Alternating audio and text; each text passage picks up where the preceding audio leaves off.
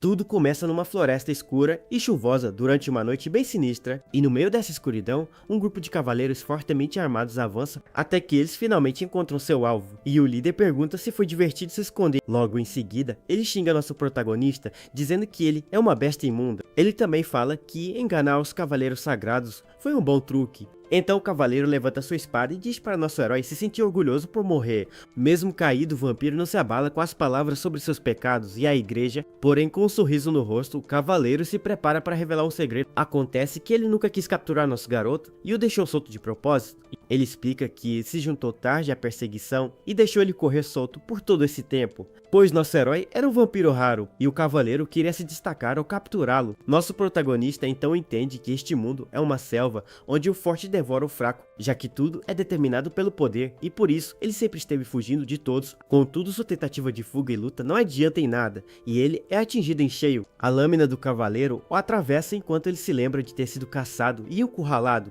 e mesmo assim o cavaleiro continua falando que a existência dele insulta a igreja, mas em seus últimos momentos nosso garoto deseja ter uma segunda chance para mudar tudo. Assim ele solta um último grito de agonia enquanto sua vida se esvai por completo. De repente, nosso protagonista acorda assustado em um lugar totalmente diferente. Ele então olha ao redor suando frio e se pergunta o que diabos acabou de acontecer. Ele então olha para suas mãos e percebe que seus membros e seu pescoço estão intactos. Além disso, ele nota que está na mesma tenda que morava antes de ser caçado pelos cavaleiros. Vendo as marcações na madeira, ele descobre que voltou 6 meses no passado. Com isso, nosso protagonista finalmente entende que de alguma forma ele voltou no tempo. Então ele aperta seu punho com força, pois sabe que ganhou uma segunda chance na vida. A partir daí, ele explica que vivia numa vila isolada na floresta longe dos olhos humanos. Lá, ele era apenas um vampiro fraco chamado Gil e que vivia se escondendo e sobrevivendo, até que um dia ele cedeu aos instintos, e isso trouxe mercenários e cavaleiros atrás dele, e não importava quanto tempo passasse, eles sempre o encontravam, não importava onde fosse. Por causa disso, e com medo de ser pego, ele passou 12 anos bebendo apenas sangue de feras. Agora de volta ao passado, ele não sabe como tudo aconteceu,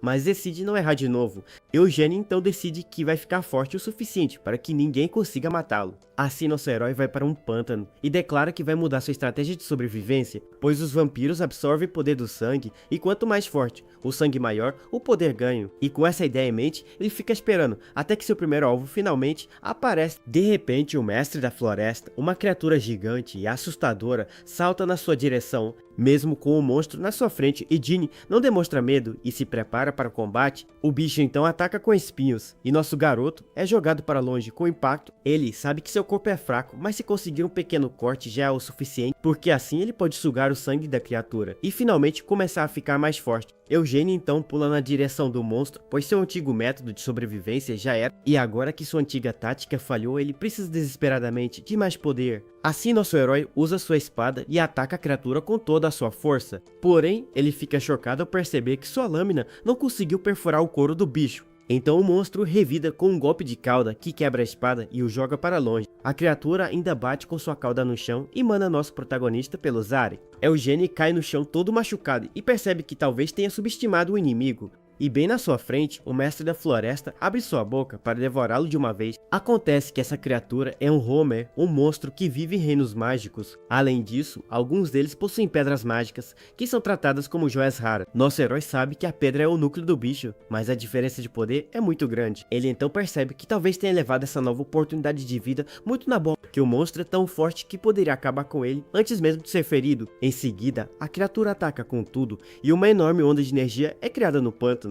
Eugênio então pensa que, por ter ganhado uma chance, ele achou que outra viria facilmente. Porém, ele não se superestima e sabe que não pode cometer o mesmo erro de antes. É por isso que ele sempre se arrastou e prendeu a respiração para se manter vivo. E mesmo agora, ele continua lutando apenas para conseguir sobreviver mais um dia. Mas dessa vez, ele escolheu lutar com todas as forças apenas para continuar vivendo. Assim, ele segura a boca do monstro com as mãos e decide que vai lutar e vencer. Com seu corpo brilhando, nosso herói sabe que se não vencer, não terá outra chance. Assim ele enfia a mão na boca do monstro para arrancar seu núcleo de poder, porque para Eugênio, a sobrevivência é sempre construída sobre o sangue dos outros, e com o último esforço, ele finalmente consegue esmagar a pedra de mana da criatura. Depois da batalha, a noite volta a ficar calma e silenciosa na floresta. De repente, uma enorme explosão de energia ilumina todo o pântano. Ele então se lembra que jurou que se tivesse outra chance, escolheria lutar e não seguir o caminho da fuga como fez durante toda a sua vida passada. Agora, de pé em meio aos destroços, nosso garoto se transformou completamente. Com um novo visual, ele declara que vai conquistar o sangue e a vitória. Logo depois, nosso protagonista fica parado sozinho sob a luz da lua. Percebe que o mana da pedra era mais forte do que imaginava. Além disso, ele ganhou a habilidade de cobrir sua pele com escamas negras. Eugênio então revela que soube do monstro quando foi capturado por mercenários. Naquela época, ele bebeu o sangue da criatura e conseguiu escapar de lá. Mas mesmo com seu novo poder, ele sabe que não é para o cavaleiro de Ungir. Por isso, ele precisa ficar forte para lutar contra os paladinos que virão atrás dele. Vendo que o sol está prestes a nascer, nosso herói decide voltar antes do amanhecer. Contudo, uma voz misteriosa o interrompe e agradece por matar o falso mestre. E das águas do pântano, uma criatura azul surge agradecendo o nosso protagonista. Porém, a criatura diz que invadir seu lar e manchar a terra com sangue é um pecado. Em seguida, ela se apresenta como a grande Miriam, a protetora daquele território, e ainda ameaça nosso herói com uma maldição que vai despedaçar o corpo dele. Mas a criatura se revela uma pequena fada e se pergunta se ele consegue ouvi-la. A fada então fica em choque quando nosso protagonista pergunta o que ela é. Ela não acredita que ele pode vê-la, e Edwin repete a pergunta mais uma vez. A pequena criatura pergunta se ele ouviu tudo, e ele confirma que sim. Então ela se apresenta como Miriam, um espírito da água que foi escravizada por 15 anos. Mas ela explica que foi graças a ele que o lugar poderá ser purificado novamente. Enquanto Miriam fala, nosso garoto nota que uma de suas tatuagens está sumindo. A fada então pergunta sobre a marca, e ele diz que não sabe, e que ela sempre esteve ali. Ele também revela que desde suas primeiras memórias já tinha 10 tatuagens em seu corpo. Por não se lembrar do passado, ele apenas se concentrou em sobreviver quieto. Ele então se pergunta se as marcas são um selo e se um deles se quebrou agora. Miriam entra em pânico, pois faz muito tempo que ela não conversa com ninguém. Ela então reclama que purificar o pântano e transformar em lago de novo vai demorar. Por isso ela se oferece para servir água fresca para ele como forma de agradecimento. Mas a água que ela produz não parece nem um pouco apetitosa ou limpa, e mesmo com a insistência da fada, nosso herói a manda passear e ignora a oferta. Alguns dias depois, nosso protagonista finalmente chega em uma vila chamada Broadwin. De repente o rapaz entra correndo na vila e avisa que o monstro de olhos vermelhos chegou. Então o chefe e os outros moradores saem para ver e ficam chocados com a cena, pois no chão eles encontram uma pilha enorme de animais que foram caçados recentemente. Um jovem então pergunta o que o monstro está planejando, já que não é lua cheia. Acontece que esse monstro é nosso herói que viveu perto da vila por mais de 10 anos. De repente, nosso protagonista sai da floresta e pergunta se pode entrar na vila. No começo, todos tinham medo dele por causa dos seus olhos vermelhos e assustadores. Mas, como ele sempre trazia comida, a relação estranha entre eles continuou por uma década. Nosso garoto então explica que vivia longe porque estava doente, mas agora está curado. E como ele recebeu muita ajuda da vila, ele gostaria de retribuir toda a gentileza. Os moradores ficam confusos enquanto ele fala para o chamarem se algo acontecer. Em seguida, ele tira a máscara e se revela para todos com um sorriso no rosto. A galera fica em choque e totalmente paralisada com a beleza do nosso protagonista. Eles se perguntam se a criatura era na verdade um meio-elfo ou até mesmo um nobre. O chefe da vila também não acredita que ele era tão bonito por baixo da máscara. Já na floresta, Miriam pergunta por que ele deu toda a caça para os moradores. Ela não entende, pois para a fada, os vampiros são sobre sangue e morte. Miriam ainda reclama que ele não precisa dos humanos, já que vai embora em breve. Eugênio então responde que às vezes é preciso se importar com essas coisas, pois se ele não impedir, mercenários vão invadir e todos na vila irão morrer. Ele então explica que os mercenários estão vindo para levar um garoto da vila. E no processo, eles vão apagar todas as testemunhas e matar todos os moradores. Miriam fica confusa e se pergunta se ele está falando a verdade e como ele sabe disso. Mesmo depois de dias juntos, ela ainda não consegue ler seus pensamentos. A fada então pergunta o que confiança tem a ver com os mercenários. De repente, nosso herói para de andar e Miriam acaba batendo no seu ombro. Ela reclama da parada brusca e pergunta por que ele parou do nada.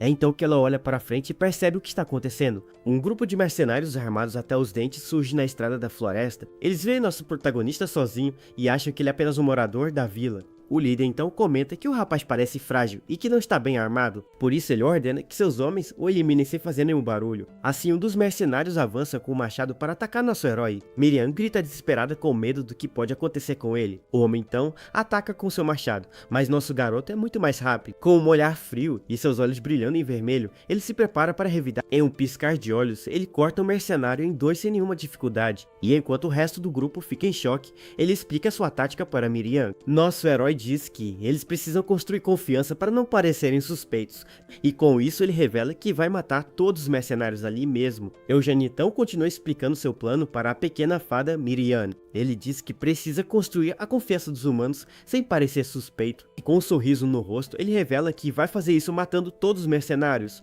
Os homens então gritam desesperados ao perceber que nosso herói é um vampiro, porém um deles se enche de coragem e diz que se o pegarem vivo a igreja dará uma recompensa, mas sua ganância não dura muito, pois nosso protagonista o encara com seus olhos vermelhos. O mercenário é jogado para longe e os outros percebem que ele não é um cara comum. Mesmo assim, eles continuam atacando e um deles grita que a cabeça do vampiro é dele. Contudo, nosso herói é muito rápido e consegue se desviar de todos os golpes. Então um brutamontes com uma massa enorme avança para cima do nosso garoto. O homem grita que vai achatar todos eles com sua arma super poderosa, mas ele fica em choque quando o nosso protagonista bloqueia o ataque com apenas uma mão. Eugênio então diz que o dia está escurecendo e que a noite é o seu momento. Em seguida, ele usa suas garras e acaba com o mercenário em um único golpe. Assim ele se aproveita da escuridão e diz que a noite é o melhor momento para extrair sangue. O líder do grupo então grita para seus homens não atacarem cegamente, pois ele é um monstro. De repente os moradores da vila chegam com tochas e ficam horrorizados com a cena. Eles não conseguem acreditar na carnificina que encontram no meio da floresta. O chefe da vila então olha para os corpos espalhados e se pergunta como isso aconteceu. Desconfiado, ele encara nosso herói e pergunta se foi ele quem fez aquilo. Porém nosso herói nega tudo e diz que descobriu os corpos ao voltar da caça. Ele então aponta para o lado e diz que os culpados são outros caras. E para a surpresa de todos os culpados, são uma matilha de lobos negros. Nosso garoto explica que matou alguns lobos, mas os que fugiram ainda podem estar por perto. Um dos moradores então confirma que existem marcas de garras nos corpos dos mercenários. Outro homem também grita que todos eles foram atacados por uma matilha de lobos. O chefe então se desculpa com nosso herói por ter suspeitado dele sem nenhum motivo. Em seguida ele sugere enterrar os corpos na vila, mas Miriam o chama de mentiroso, pois os lobos só apareceram para limpar a bagunça depois de sentir o cheiro de tudo e que ele mesmo fez as marcas nos corpos para camuflar todos os seus rastros. A fada então se pergunta por que ele se importa tanto com sua imagem, com os humanos. De repente nosso protagonista encontra algo no bolso de um dos mercenários mortos. Ele então entrega uma carta para o chefe e pergunta se ele gostaria de dar uma lida. O homem reconhece o selo do Lord T1 e fica chocado com o que está escrito ali. Com os olhos arregalados, ele não consegue acreditar no que acabou de ler. Desesperado, ele grita o nome Peld e pergunta se o garoto está na vila agora. Acontece que Pelid pode ser o filho ilegítimo do poderoso Lord T1. Nosso herói então se lembra das palavras do líder dos mercenários sobre o garoto. O homem surpreso com sua força de Odin e se perguntava de onde ele veio. Mas nosso protagonista não deu tempo para ele pensar e o atacou com tudo. Mesmo assim o líder dos mercenários grita para seus homens não hesitarem e lutarem. Ele diz que mesmo que nosso herói seja um monstro, ele ainda tem 2 braços e 2 pernas. Mas o homem logo percebe que eles não conseguem nem fugir do vampiro. Então ele mesmo decide atacar e avança com tudo para cima do nosso protagonista. Com um olhar frio e determinado, nosso herói se prepara para o combate final. Ele então acerta um soco poderoso no rosto do líder dos mercenários e com a força do golpe o homem é jogado com tudo contra uma árvore. Em seguida nosso garoto chuta o mercenário para longe e acaba com a luta. O líder então implora para ele parar, pois já não aguenta mais apanhar. Caído no chão, ele pergunta se nosso herói estava esperando por eles desde o início. O homem diz que eles só tinham negócios na vila e não queriam confusão. Porém, nosso protagonista declara que a vila é dele e quer saber o que eles queriam lá. Desesperado, o mercenário diz que não sabia que um Lorde Vampiro governava a vila. Ele explica que vieram procurar o filho ilegítimo da família T1 que estava escondido ali, mas nosso herói não acredita e pergunta qual é o verdadeiro propósito deles, e com um sorriso ele pergunta se eles não estavam planejando acabar com a vila inteira. O homem então confessa que foram contratados pelos filhos legítimos de Lord T1 e que vieram em grande número apenas para se preparar caso algo desse errado. Nosso protagonista então percebe que o Cavaleiro Loiro estava entre os que instigaram tudo, e esse cavaleiro era Bertel T1, o gerente geral da equipe de perseguição de vampiros. Ele entende que Bertel sabia que a ganância dos mercenários causaria um massacre, e foi esse massacre que acabou o levando a ser descoberto pelos Cavaleiros Sagrados. Enquanto isso, o mercenário continua implorando e diz que nunca teria feito isso se soubesse. Nosso herói então o manda embora e avisa para tomar cuidado com os lobos no caminho. O homem fica chocado e começa a agradecer pela sua vida ter sido poupada, mas nosso garoto não o perdoa e o elimina com um golpe fatal no pescoço. Miriam então pergunta por que ele o matou depois de conseguir toda a informação. Ele responde que não pode deixá-lo viver, pois sua identidade de vampiro foi descoberta, e bem na hora, a matilha de lobos aparece atraída pelo cheiro de tudo. Enquanto isso, o chefe confirma que os mercenários vieram levar Pellet para o castelo. Eles se lembram que a mãe de Pellet morreu e ele vivia sozinho desde então. Então, nosso herói se oferece para levar o garoto até o castelo em segurança. Ele diz que como vive na floresta, pode escoltá-lo e evitar as feras do caminho. O chefe da vila fica surpreso e diz que não poderia pedir uma coisa dessas a ele, mas nosso garoto diz que um cavaleiro não pode ignorar isso e Miriam o chama de sem vergonha. A pequena fada fica totalmente sem palavras com a audácia do nosso protagonista. Os moradores também ficam em choque e o chefe gagueja a palavra cavalo. Miriam continua surtando e não acredita no que acabou de ouvir dele. Com um sorriso no rosto, ele diz que suas apresentações estão um pouco atrasadas. Então ele se apresenta como Ian Edwind e, para a surpresa de Miriam, os moradores acreditam. Ele explica para Miriam que as pessoas da vila nunca viram um nobre de verdade, por isso eles não saberiam diferenciar mesmo se ele fingisse ser um nobre. Então os moradores começam a fazer várias perguntas sobre seu passado na floresta. Nosso herói apenas responde que teve seus motivos para cortar o contato com as pessoas. O chefe então diz que a vila é pobre e não tem como pagar pelo seu serviço. Mas nosso protagonista diz que não há problema e pede para ficar na vila por uma noite. Já no dia seguinte ele fica na janela e testa sua nova habilidade com a luz do sol. Com seus olhos vermelhos ele observa suas mãos se transformando em escamas negras. Ele nota que as escamas bloqueiam bem a luz e isso vai facilitar sua viagem. Miriam então o chama de estúpido e pergunta por que ele mentiu daquela maneira. Nosso herói diz que não importa, pois vai embora em breve e ninguém descobrirá. Mas a fada é insistente e pergunta qual é o verdadeiro objetivo dele em tudo isso. Antes que ele possa responder, um dos moradores avisa que eles estão prontos para partir. Ele então explica que títulos são mais confiáveis do que longas explicações, e que um título corta as mentiras que ele precisa contar de 100 para apenas 10. Nosso herói sabe que nobres de verdade não cairiam em uma mentira tão apressada, por isso, a partir de agora, ele vai fazer de tudo para tornar essa mentira em realidade. O chefe então entrega uma carta de apresentação e pede para ir cuidar de Pelit. Em seguida, o jovem Pelit se apresenta e diz que é um prazer conhecê-lo. Assim, nosso herói e Pelit deixam a vila e partem em sua jornada para o castelo. Durante a jornada, nosso protagonista e Pelit seguem por uma longa estrada nas montanhas. Ao avistarem uma vila, Pelit pergunta se é Bramis e nosso herói confirma que sim. Nosso garoto então pergunta se ele sabe ler e Pelit diz que sua falecida mãe o ensinou. Ele explica que o homem que sua mãe amava a ensinou a ler e escrever. Miriam então sugere que nosso herói peça para Pelit o ensinar a ler também. Pelit fica surpreso quando ele pergunta se pode ensiná-lo a ler. O jovem se pergunta por que um cavaleiro como ele não sabe ler. Nosso protagonista então inventa uma história sobre sua família ter caído há muito tempo. Ele continua com sua atuação e caminha de forma abatida na frente do garoto, pois ele sabe que uma vez que tem a confiança de Pelit, isso cobrirá todas as suas mentiras. Miriam fica impressionada com a atuação e o elogia pela sua performance, mas ela o avisa que se ele mentir demais as pessoas começarão a suspeitar. Pelit então fica com os olhos brilhando e nosso herói percebe que ele já acreditou em tudo.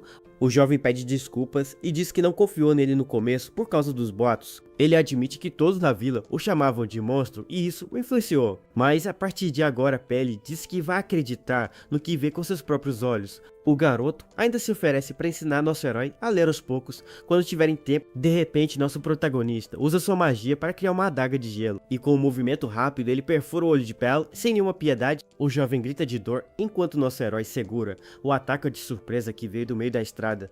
Mas na verdade, ele apenas imaginou tudo isso para testar a reação do garoto Pelit. Acontece que eles realmente foram atacados por um grupo de ladrões na estrada. Pelit fica apavorado e não consegue acreditar que eles estão sendo assaltados. O líder dos bandidos então sorri e diz que a cara de medo deles economiza tempo. Ele então ordena que eles entreguem tudo de valor ou vão se arrepender. Mas antes que ele possa terminar a frase, nosso herói o ataca com sua espada. Com um único golpe, nosso protagonista acaba com o líder dos ladrões. Pelit fica chocado e congelado no lugar, sem entender o que está acontecendo. Um dos bandidos grita desesperado ao ver seu irmão sendo eliminado na sua frente. Nosso herói então diz que eles fizeram o que ele pediu de forma rápida e eficiente. O ladrão então se enfurece e avança com o machado para cima do nosso garoto. Mas ele não é páreo e nosso protagonista o corta com sua espada sem piedade. Em um piscar de olhos ele gira e acaba com mais um dos bandidos. O último ladrão então implora por sua vida e pede para não ser eliminado. Mas nosso herói não perdoa e se prepara para o golpe final. Com um movimento rápido ele acaba com o último bandido.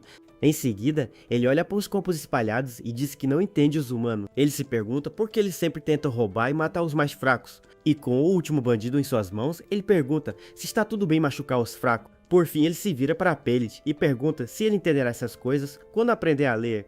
Pelit fica sem palavras e totalmente chocado com a pergunta do nosso protagonista. Nosso herói então lembra que ele disse que acreditaria no que visse com seus próprios olhos. E com um olhar sério ele diz que não vai deixar uma única gota de sangue tocar em Pelit. Depois de um tempo eles finalmente chegam na cidade de Bramis e exploram o local. Lá eles veem um vendedor anunciando ervas raras da Dungeon do Norte por 20 moedas. Em outra barraca, um cliente reclama do preço e diz que encontrou mais barato em outro lugar. Miriam fica encantada com a cidade e todas as coisas legais que encontra por lá. Pelid então avisa nosso herói para tomar cuidado, pois os comerciantes dali são impiedosos. Ele conta que o chefe da vila sempre fica confuso quando vem para a cidade, mas nosso protagonista diz que precisa de dinheiro antes de se preocupar com isso. Assim ele pede para Pelid esperar e entra em uma loja de couro e Pelid ele então oferece o couro dos lobos que caçou e pede para o lojista avaliar. O homem fica surpreso ao ver que é couro de lobo negro e que ele trouxe uma grande quantidade. Ele então analisa nosso herói dos pés à cabeça com um olhar desconfiado e julgando por suas roupas surradas,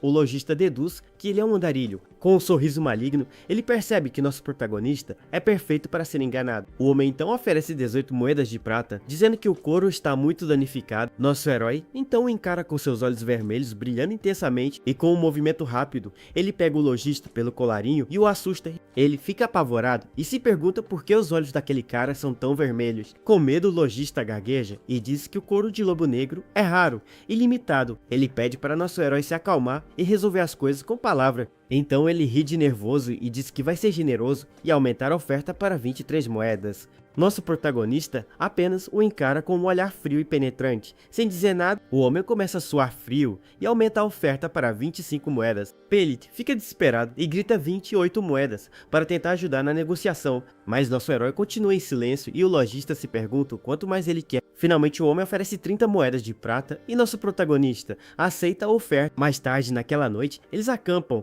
e nosso herói tenta ler um pergaminho antigo. Ele diz que Pelid ensinou o básico, mas ainda está longe de ler corretamente. A escrita parece um monte de minhocas para ele e ele se sente frustrado. Miriam então elogia suas novas roupas e diz que estão decentes para o dinheiro gasto. Ela fica surpresa que o mercado foi generoso com eles na primeira visita. A fada então reclama que ele deveria ter pressionado mais e comprado roupas de seda, mas nosso herói diz que só precisa de algo para bloquear a luz do sol. Miriam então diz que vampiros são os nobres dos nobres e precisam de ambição. Nosso protagonista pergunta como ela sabe tanto e ela diz que aprendeu no reino espiritual. Ela o aconselha a estudar literatura antiga, mas nosso herói diz que não sabe ler. De repente, Pelid aparece e o chama, tirando nosso herói de seus pensamentos. O jovem então pergunta com um sorriso estranho com quem ele estava conversando. Nosso herói disfarça e diz que estava apenas falando sozinho e pergunta se Pelid está bem. Ele diz que pessoas comuns não estão acostumadas a ver corpos daquela maneira. Pelid então diz para ele não se preocupar, pois ainda tem energia de sobra. E com um sorriso, ele diz que eles têm muito papel e pode ensiná-lo a ler o quanto quiser. Assim os dois passam a noite ao redor da fogueira, enquanto Pelid ensina nosso herói. Nosso protagonista fica surpreso com a facilidade que está aprendendo e pergunta se é normal. Pelid então diz que ele é extraordinário, pois normalmente leva um ano para aprender. Depois da aula, nosso herói pergunta se Pelid vai ficar bem ao se tornar filho de um nobre. O jovem diz que sua mãe nunca explicou direito e que a ficha ainda não caiu. Ele também admite que nem esperava que Lord Tion fosse recebê-lo de braços abertos. De repente, um grupo de cavaleiros se aproxima do acampamento deles na floresta. O líder do grupo os cumprimenta e pergunta se pode fazer uma pergunta. Nosso herói se levanta e fica em alerta ao ver os homens armados se aproximando. O homem então nota que eles são mercenários de verdade e não como os de antes. Ele sabe que se mentir vai levantar suspeitas, então decide falar a verdade. O líder do grupo então diz que eles também estão indo para o castelo e pede para acampar junto. Um dos cavaleiros mais jovens reclama da decisão, mas o líder o repreende. Ele então se desculpa e diz que o rapaz é novo no grupo e não sabe se enturmar. Em seguida, o líder se apresenta como Partek e pergunta quem é nosso protagonista. O cavaleiro ri e não acredita que nosso herói seja um cavaleiro de verdade. Ele então pergunta se nosso herói é mesmo um cavaleiro de verdade. O jovem ri e diz que nunca ouviu falar da casa Edune em toda a sua vida. E com um sorriso maligno, ele acusa nosso protagonista de ser um impostor. Nosso herói então percebe que não pode mentir mais, pois já disse a Pelid que era um cavaleiro. Ele entende que se a história continuar assim, as coisas vão se complicar muito. E com um olhar frio, ele pensa que pode matar todos eles, pois não são muitos. De repente, Partek segura o ombro do jovem cavaleiro e o chama de Raban. Em seguida, ele o acerta com um soco poderoso no rosto, bem na frente de todos. O golpe é tão forte que Raban voa pelos ares e cai no chão com tudo. Pite então se curva e pede desculpas pela grosseria de seu recruta. Nosso herói diz para ele esquecer o pedido de desculpas e apenas encontrar um lugar. Ele sabe que a partir de agora será suspeito com frequência por causa de sua identidade. E para evitar suspeitas desnecessárias, ele precisa se tornar um cavaleiro o mais rápido possível. Mais tarde, Raban acorda assustado sem entender o que aconteceu direito. Ele se levanta confuso e se pergunta por que atacou nosso protagonista. Partik então o chama de tolo e diz que ele não tem vontade de viver. Ele o repreende e diz que deveria agradecê-lo por ter salvado sua vida. Partik então explica que ele não pode julgar pelas aparências e não vê o que está na sua frente. E com um olhar sério, ele pergunta se Raban tem ideia de quanto custa o manto que nosso herói usa. Acontece que é um manto de alta classe reforçado com couro de licantropo super raro. Ele diz que o mais barato custa mais de 10 moedas de prata, o que é 3 vezes o salário de Raban. E o fato de nosso herói saber ler significa que ele não é um cara comum. Partek explica que ele estava prestes a sacar a espada e todos eles teriam sido eliminados. Raban fica chocado e pergunta como ele sabe de tudo aquilo com tantos detalhes. O líder então revela que observou nosso protagonista se preparando para o ataque. Ele viu nosso herói colocando a mão dentro do manto e se preparando para sacar a espada. Se ele tivesse demorado um segundo a mais, a cabeça de Raban teria sido cortada. Partek então diz que ele não tem ideia de quão aterrorizante um cavaleiro pode ser. Ele explica que um cavaleiro treina com uma espada de madeira desde o nascimento. Eles entram em dungeons desconhecidas e matam monstros sem medo da morte, e apenas aqueles que derramam muito sangue e chamam a atenção dos nobres são finalmente nomeados cavaleiros em uma cerimônia grandiosa e especial. Partek diz que se passar por um cavaleiro é um crime sério e um grande problema, porque alguém que se revela um cavaleiro aos 20 anos deve ter habilidades consideráveis. Raban então pergunta se isso significa que ele é mais forte que o líder do esquadrão. Ele também ouviu que a dungeon recém-descoberta pode ser aberta em breve. Nosso herói escuta toda a conversa e percebe que o título de cavaleiro tem muito peso. Ele também acha estranho que a família T1 contratou mercenários em vez de usar seus soldados. De repente, Pelit percebe que nosso protagonista está caminhando na direção dos mercenários. E com um sorriso no rosto, ele se aproxima de Partek e diz que ouviu que eles vão para o castelo. Ele então propõe que eles viajem juntos, já que o destino deles é o mesmo. Raban fica encantado com a beleza de nosso herói e Partek não entende nada. Depois de alguns dias, eles finalmente chegam na vila de Martella, no estado de T1. Nosso protagonista fica aliviado que os mercenários acreditaram em sua história, mas ele sabe que o verdadeiro problema vai começar a partir de agora. Miriam então aparece e diz que espionou os mercenários como ele pediu. Ela descobriu que a saúde de Lord T1 está tão ruim que ele pode morrer a qualquer momento e que uma nova dungeon foi descoberta, mas a família não tem dinheiro para explorá-la. Nosso herói fica pensativo com a ideia de abrir uma nova dungeon na região. Miriam então pergunta o que vai acontecer com Pelit se Lord T1 morrer. Ela se preocupa que ele fique órfão novamente, mas nosso herói diz que não é problema dele. A fada começa a chorar e teme que Pelit seja eliminado por seus irmãos por nada. Nosso protagonista então percebe que Lord T1 convocou Pelit para vê-lo uma última vez, e com isso ele entende que o destino dele e de Pelit vai mudar de alguma forma. Depois de mais um tempo de viagem, eles finalmente chegam ao seu destino, e diante deles surge o imponente Castelo das Rosas, a morada de Lord T1. Ao entrarem no castelo, eles ficam impressionados com a grandiosidade do lugar. Miriam fica animada e diz que nosso herói precisa subir de status e morar em um castelo assim, mas ele a manda calar a boca e entrar, pois eles têm mais o que fazer. De repente, um guarda os para e pergunta qual é o assunto deles no castelo. Partek então se apresenta como um mercenário da Guilda Feili e pergunta quem ele é. De repente, um homem loiro se apresenta como Kamara, o herdeiro de T1. Ele pergunta se a mercadoria está na carroça e Partek confirma que sim. Kamara então nota nosso herói parado e pergunta por que ele não está se movendo. Nosso protagonista se apresenta como o cavaleiro Yan Edin e deixa Kamara surpreso, mas antes que ele possa apresentar, Pelit e o irmão Bertel aparece de repente. Nosso herói reconhece a voz familiar e se lembra de seu passado doloroso. Bertel então se aproxima e diz que é seu dever como protetor do castelo. Ele se aproxima com um ar de superioridade e um emblema de rosas no peito. Nosso protagonista não consegue esquecer a voz daquele que tanto o atormentou. Ele se lembra de quando foi descoberto enquanto estava escondido na floresta, e de como foi intensamente perseguido por Bertel e Jung de Hit, sem descanso. Ele então encara o cavaleiro Bertel T1 com um olhar de ódio e vingança. Bertel é o segundo filho da família T1 e um cavaleiro de linhagem direta. Kamara então pergunta o que seu irmão está fazendo ali e ele responde com sarcasmo. Bertel diz que ele sabe muito bem o que ele quis dizer com aquela pergunta. Nosso herói então interrompe a discussão e se intromete na conversa dos irmãos. Ele entrega a carta do chefe da vila e diz que veio a mando dele. Bertel fica surpreso ao ouvir o nome da vila e pega a carta com curiosidade. E com um olhar desconfiado, ele analisa nosso protagonista dos pés à cabeça. Kamara então pega a carta das mãos de seu irmão para dar uma olhada. Ele reconhece o nome do chefe da vila e Bertel continua desconfiado. Ao ler a carta, Kamara fica chocado com a notícia da morte dos mercenários. Ele então percebe que o garoto ao lado de nosso herói é o filho legítimo de seu pai. Pelit se apresenta timidamente e Kamara o recebe com um sorriso debochado. Bertel então diz que eles estavam esperando por Pellet e que seu pai quer vê-lo. Com um sorriso falso, ele ordena que levem o garoto para se lavar e se vestir. Pellet é levado pelos guardas, enquanto Bertel observa com desprezo. Nosso herói então interrompe e diz que quer discutir a recompensa primeiro. Ele exige um encontro com o Lord T1, mas Bertel nega o pedido na mesma hora. Com um olhar de ódio, ele diz que é impossível e que nosso herói não pode vê-lo. Ele explica que a condição de seu pai é crítica e que vai pagar em ouro para ele ir embora. Mas nosso protagonista não desiste e diz que passou por muitos problemas para trazer Pellet. Bertel então o ameaça e diz para ele não fazer repetir a mesma coisa.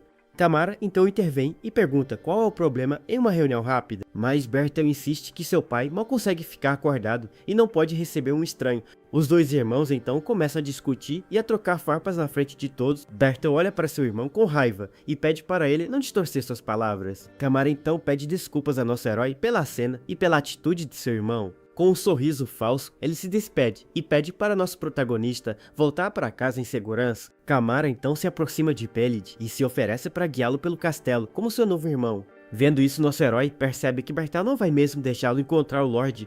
De repente, uma voz grossa interrompe a conversa, chamando pelo segundo filho T1. E um homem de cabelo vermelho e muito forte surge carregando dois caras nos ombros. Ele então joga os homens no chão e diz que os pegou saqueando os aldeões locais. Com um sorriso maligno, ele sugere que um deles seja punido como exemplo para os outros. Bertel fica irritado, pois eles eram apenas mercenários temporários. O homem então sugere que eles conversem lá dentro para evitar os olhares curiosos de todos. Parte então reconhece o homem e se pergunta se ele não é o famoso Sir Galfred. Nosso protagonista fica curioso e pergunta para Partek se ele o conhece. O mercenário explica que ele ficou em terceiro lugar em um grande torneio da família Evergrow. Além disso, ele é um cavaleiro muito promissor, com uma força e técnica excelentes, e que no dia do torneio, ele sozinho derrotou mais de 1000 competidores com seu poder. Partek então se pergunta por que um cara tão poderoso veio para um lugar como aquele. Ele suspeita que o motivo seja a nova dungeon que foi descoberta na região, já que conquistar uma dungeon primeiro dá muita fama, e é uma tarefa perigosa. E provavelmente Galfred quer usar isso para ser nomeado cavaleiro por uma família maior. Nosso herói então se vira para Partek e pergunta se o contrato dele termina hoje. Com um sorriso no rosto, ele oferece um novo trabalho para o líder dos mercenários e Bertel entende que seu irmão Kamara quer limpar a dungeon para ganhar o apoio do povo. Em seu escritório, Kamara pensa no que fazer, pois não pode contratar qualquer um. De repente, um de seus servos o avisa que Sir Erdin está pedindo para vê-lo. Ele então se lembra que é o cavaleiro que trouxe Pelid e manda o rapaz entrar. Assim, nosso herói entra no escritório e Kamara o cumprimenta com formalidade. O homem diz que ele pode ficar tranquilo, pois Pelid está seguro e será recompensado. Além disso, ele agradece nosso garoto por entregar a carta na frente de seu irmão. Kamara então fica feliz, pois graças a isso ele pode manter sua cabeça erguida. Nosso protagonista diz que só tinha negócios com o Lorde e não esperava um terceiro. O herdeiro então fica surpreso e começa a entender a jogada do nosso herói. Ele pergunta se nosso garoto quer ver seu pai, mas ele diz que tem uma proposta. Eugênio então pede para ser incluído no esquadrão de subjugação da dungeon. Nosso protagonista segura o riso enquanto Kamara o encara com um olhar sério.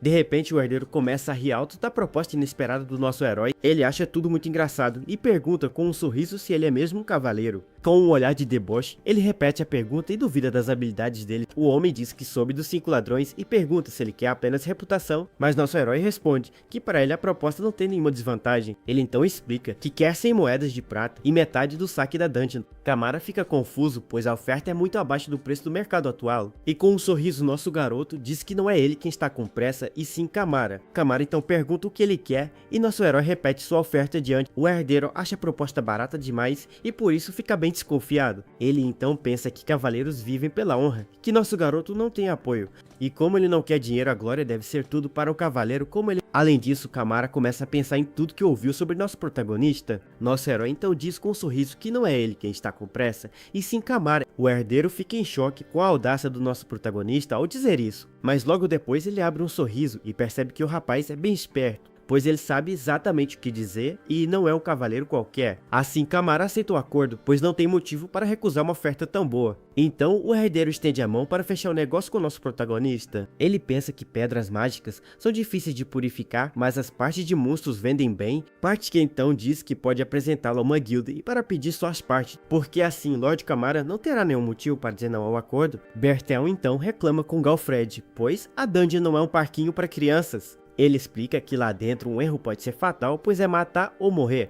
e por isso não vai aceitar um amador no grupo, ainda mais um achado por seu irmão. Além do mais, ele sabe que Kamara não tem nenhuma conexão com os nobres locais. Bertel então diz para ele mesmo falar com o nosso herói se tiver algum problema. Em seguida, Bertel se aproxima e diz que estava apenas conversando com o novo cavaleiro. Bertel então apresenta nosso herói Eldin e seus mercenários para o grupo. Bertel fica chocado ao ver que o cara de antes é o líder de um grupo de mercenários. Com um sorriso debochado, ele diz que não podem aceitar um estranho sem habilidade, mas Kamara o interrompe e diz que pode pelo menos garantir as habilidades dele. O herdeiro explica que soube pelo novo irmão sobre os bandidos da fronteira e que ouviu que nosso herói acabou com eles com uma única adaga no caminho. De repente, Bertel joga uma adaga na direção do nosso protagonista para testá-lo. Com um movimento rápido, nosso herói consegue desviar e cravar a adaga na parede. A arma passa raspando em seu rosto e acerta em cheio a madeira atrás dele. Galfred então sorri e se aproxima de nosso protagonista para provocá-lo. Ele então se desculpa pela grosseria de antes e se aproxima com um olhar desafiador. O cavaleiro diz que ele parece um jovem mestre com sua pele pálida e sem cicatriz. Com um sorriso maligno, ele então desafia nosso herói para mostrar o que sabe fazer. Assim os dois se preparam para um duelo no pátio do castelo, diante de todos. A notícia se espalha e todos ficam animados para ver o duelo de Sir Galfred. A multidão se pergunta se ele é mesmo humano, pois dizem que ele rasga monstros com as mãos. Todos estão ansiosos para ver o que o terceiro colocado do torneio pode fazer. E mesmo sem saber quem é o oponente, eles já sentem pena do nosso protagonista. Mas nosso herói não se abala e se prepara para o combate com um olhar confiante. Galfred então saca sua espada com um sorriso e se prepara para o duelo contra nosso herói. Com um olhar sério e determinado, Galfred encara nosso protagonista, mas nosso herói não se abala e o encara de volta com uma expressão calma. Ele então se vira. De repente, nosso garoto joga sua espada no chão e choca Galfred com sua atitude. Um homem então levanta a mão e anuncia que a luta está pronta para começar. Em seguida, um guarda toca um sino gigante e o duelo finalmente se inicia. Nosso herói então avança com tudo para cima do seu oponente. Logo depois, os dois cruzam suas espadas e faíscas voam para todos os lados. O som do metal batendo eco por todo o pátio do castelo. A luta continua com os dois, se movendo rapidamente pela arena de combate. Galfred então sorri e o chama para a luta com um gesto de mão. Com uma série de golpes, nosso protagonista é jogado para trás pela força do ataque. Raban fica animado e pergunta se o Jin está vencendo, mas Partek nega. Ele explica que Galfred está apenas testando as águas e se deixando levar. Enquanto isso, o cavaleiro continua atacando com um sorriso no rosto. Ele percebe que o estilo do nosso herói é mais bruto do que o esperado e não tem padrão, por isso ele acha o estilo de luta do nosso garoto selvagem e totalmente imprevisível. Nosso protagonista então percebe qual é a verdadeira intenção de seu oponente. Com um sorriso, Galfred o acusa de ter mentido sobre ser um cavaleiro de verdade. Com um sorriso, Galfred que diz que nosso herói nunca foi treinado e só se garante na força. Nosso garoto então responde que a esgrima não é tudo para um cavaleiro de verdade. Em seguida, ele ataca com tudo e diz que seu oponente fala demais durante a luta. Mas o cavaleiro apenas sorri e o desafia a vencê-lo para que ele cale a boca. Assim os dois continuam a lutar e trocam uma série de golpes poderosos. Galfred então usa sua força e consegue empurrar nosso herói para trás. Nosso protagonista fica surpreso e luta para se manter de pé contra o ataque. Mesmo assim, ele não desiste e bloqueia a lâmina com um olhar determinado. O impacto das espadas é tão forte que cria uma enorme onda de energia no pátio. Bertel então se pergunta se nosso herói já foi nocauteado com aquele golpe.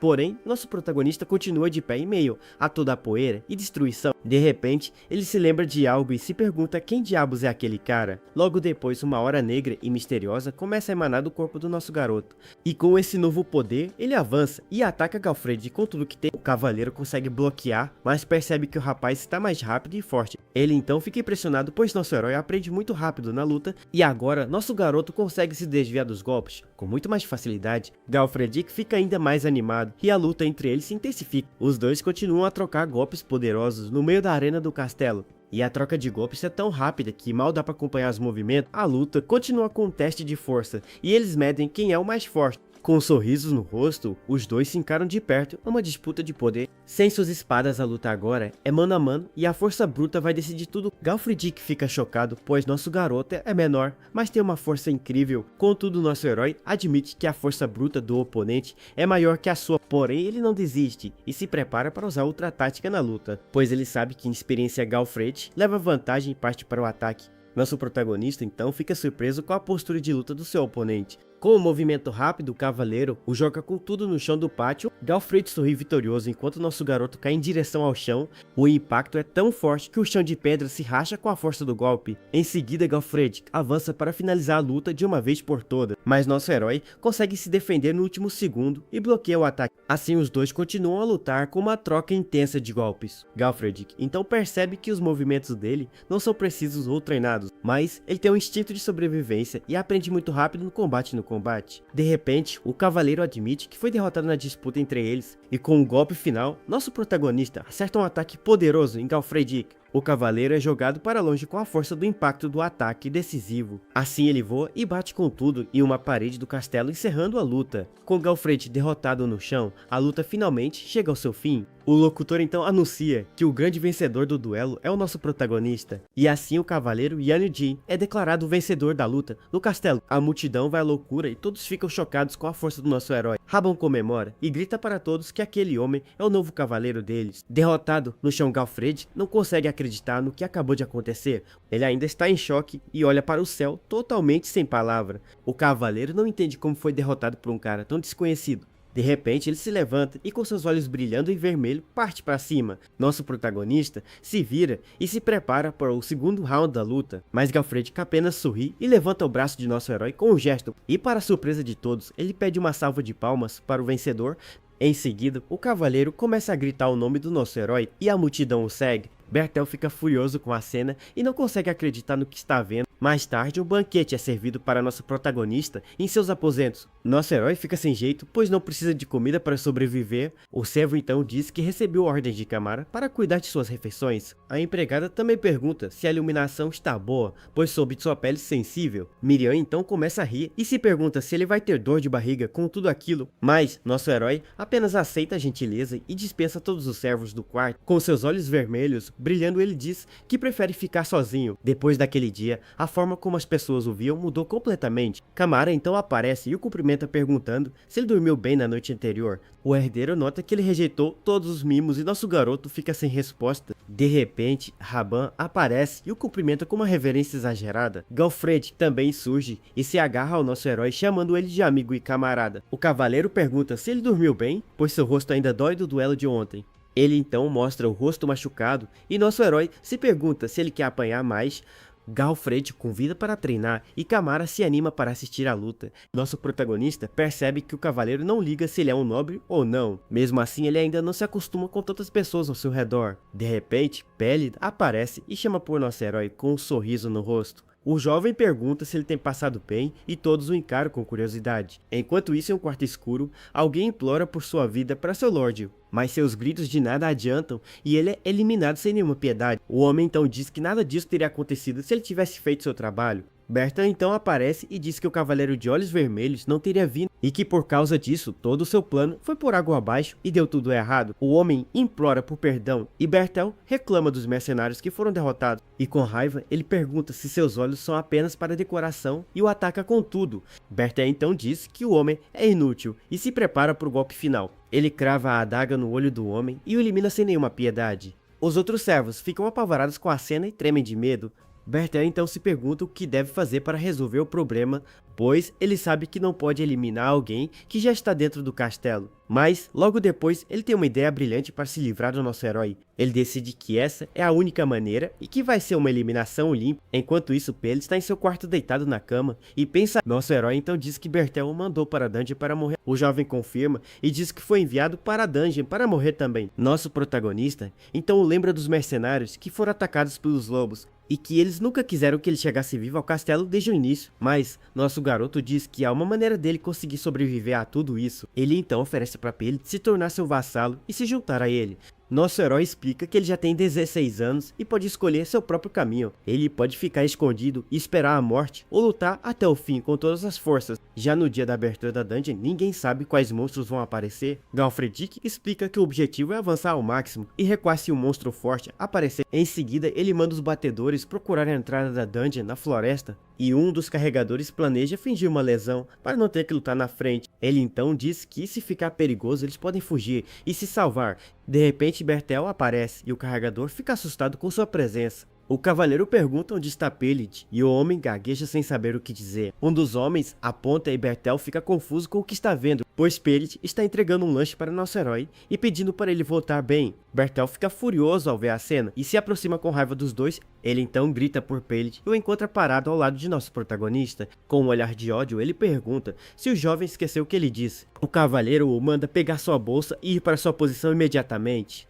Bertel fica ainda mais irritado, pois Pelid o ignora e continua parado. Assim nosso herói e o cavaleiro se encaram com um olhar de desafio. Bertel então agarra Pelid e grita para ele voltar para seu lugar, mas nosso protagonista segura sua mão e o manda tirar a mão do garoto. Bertel fica chocado e não acredita no que acabou de ouvir do nosso herói. Nosso garoto então pergunta se ele ficou louco de mandar um garoto para a dungeon. Bertel o chama de rude e diz que só quer deixar seu irmão mais forte, e com raiva ele diz que nosso herói não tem o direito de controlar o garoto, mas nosso protagonista responde que ele é quem não sabe seu lugar, e com um olhar sério ele revela que Pelid se tornou seu vassalo desde ontem. Bertel fica chocado com a notícia, e nosso herói diz que todos ali são testemunhas. Galfred que então diz que o laço deles é mais forte que o sangue, e ameaça quem tocar em Pelid. Nosso herói então encara Bertel e o convida para uma briga se ele quisesse aquecer. O cavaleiro fica furioso e grita perguntando quem deu permissão para ele fazer aquilo. Ele ainda diz que pegar um filho bastardo de outra família vai bloquear o futuro de Aldi. Enquanto isso, os soldados comentam que o duelo entre os dois líderes foi incrível. Um deles se pergunta quanto tempo levaria para ficar tão forte, e o outro tira sarro dele.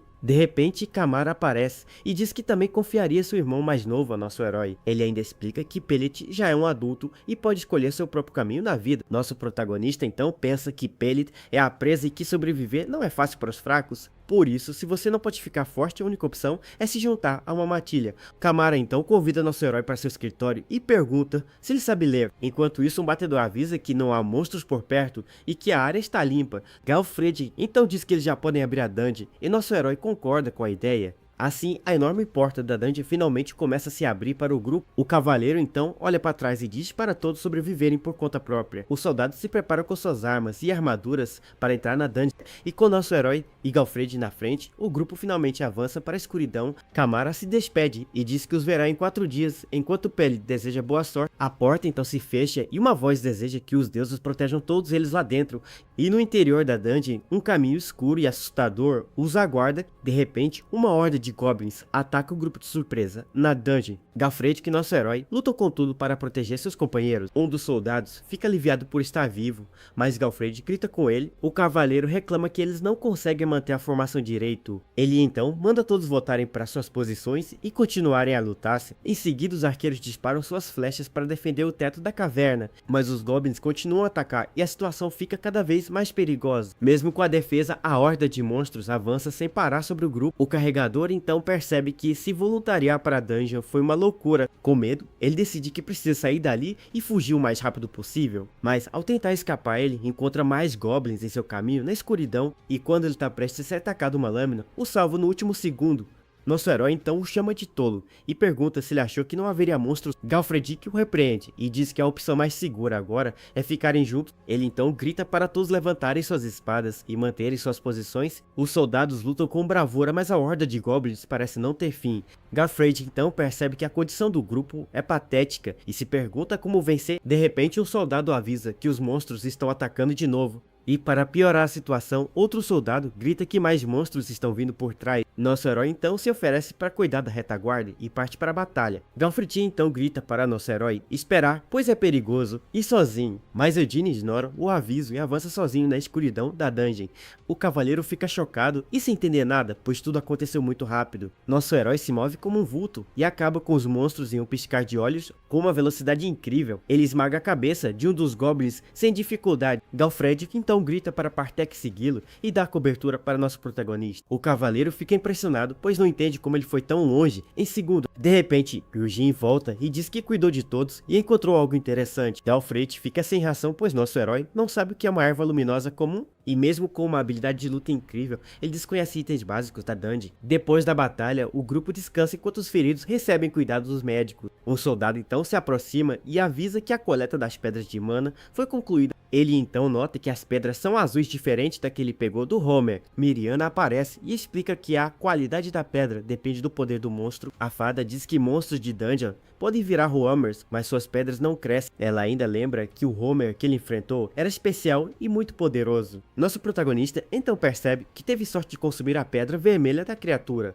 Miriam então sugere que talvez existam monstros de rank alto naquela dungeon. De repente o descanso acaba e Galfred grita para todos voltarem para a formação. Galfred então grita para seus homens e os chama de fracos por estarem com medo. Ele diz que ele e nosso herói vão na frente e que ninguém deve fugir da batalha. Nosso garoto então pensa que essa também é sua primeira vez em uma dungeon. De repente Galfred aparece e diz que os mercenários são inúteis e que ele precisa se esforçar. O cavaleiro ainda avisa que os próximos inimigos serão de um nível totalmente diferente, e na escuridão eles encontram um grupo de orcs com goblins como seus soldados. Os soldados ficam apavorados e se juntam com medo do que está por vir. Nosso protagonista então percebe que um monstro de rank alto os espera nas profundezas. Ele então se lembra do dia em que comeu a pedra vermelha do mestre do pântano e que depois daquilo ele ganhou uma habilidade nova e muito poderosa. Por isso ele se pergunta se vai ganhar outra habilidade se consumir outra pedra como aquela. Com os seus sentidos aguçados ele detecta mais de 50 passos a 100 metros de distância. Galfred, que fica impressionado com a audição e os sentidos apurados do nosso herói, e entrega uma lança para nosso garoto e pergunta se ele quer arremessá-la. Com uma força incrível, nosso protagonista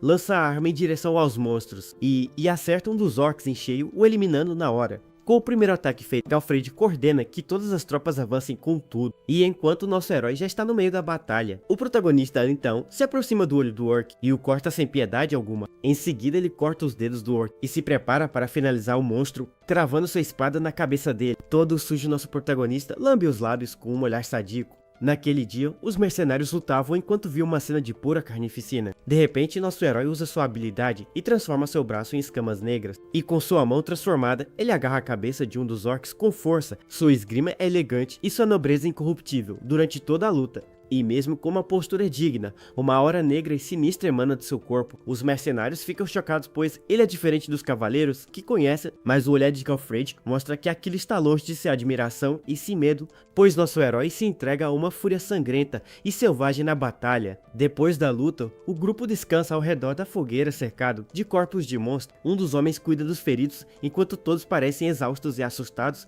Pelo chão da dungeon, corpos de goblins e mercenários estão espalhados por todo lado. Galfred então percebe que a maioria de suas tropas perdeu a força para continuar, e ele entende que não é cansaço físico e sim a fadiga mental por causa da cena. Por isso, o cavaleiro decide que é impossível para o grupo continuar avançando. Então ele se aproxima do nosso herói e sugere que eles voltem, pois já cumpriram o objetivo. Nosso herói então diz que sua resistência está intacta e que é uma pena voltar agora. Galfred, que fica sem escolha, e grita que se ele vai avançar, todos irão junto. O protagonista então sai de cima do orc e diz para Galfred que levar o grupo de subjugação para fora da caverna, pois a partir dali, ele vai continuar apenas com seus mercenários de confiança. Os outros soldados ficam aliviados e Galfred se pergunta se ele mostrou consideração. O cavaleiro então entende que Eudinho faz reconsiderar o que é ser um cavaleiro. Assim nosso herói e seus dois homens avançam sozinhos pela escuridão da dungeon. Rabban então reclama que não queria ir e que está com muito medo de morrer ali, mas ele se acalma, pois sabe que nosso herói pode derrotar até um troll sozinho.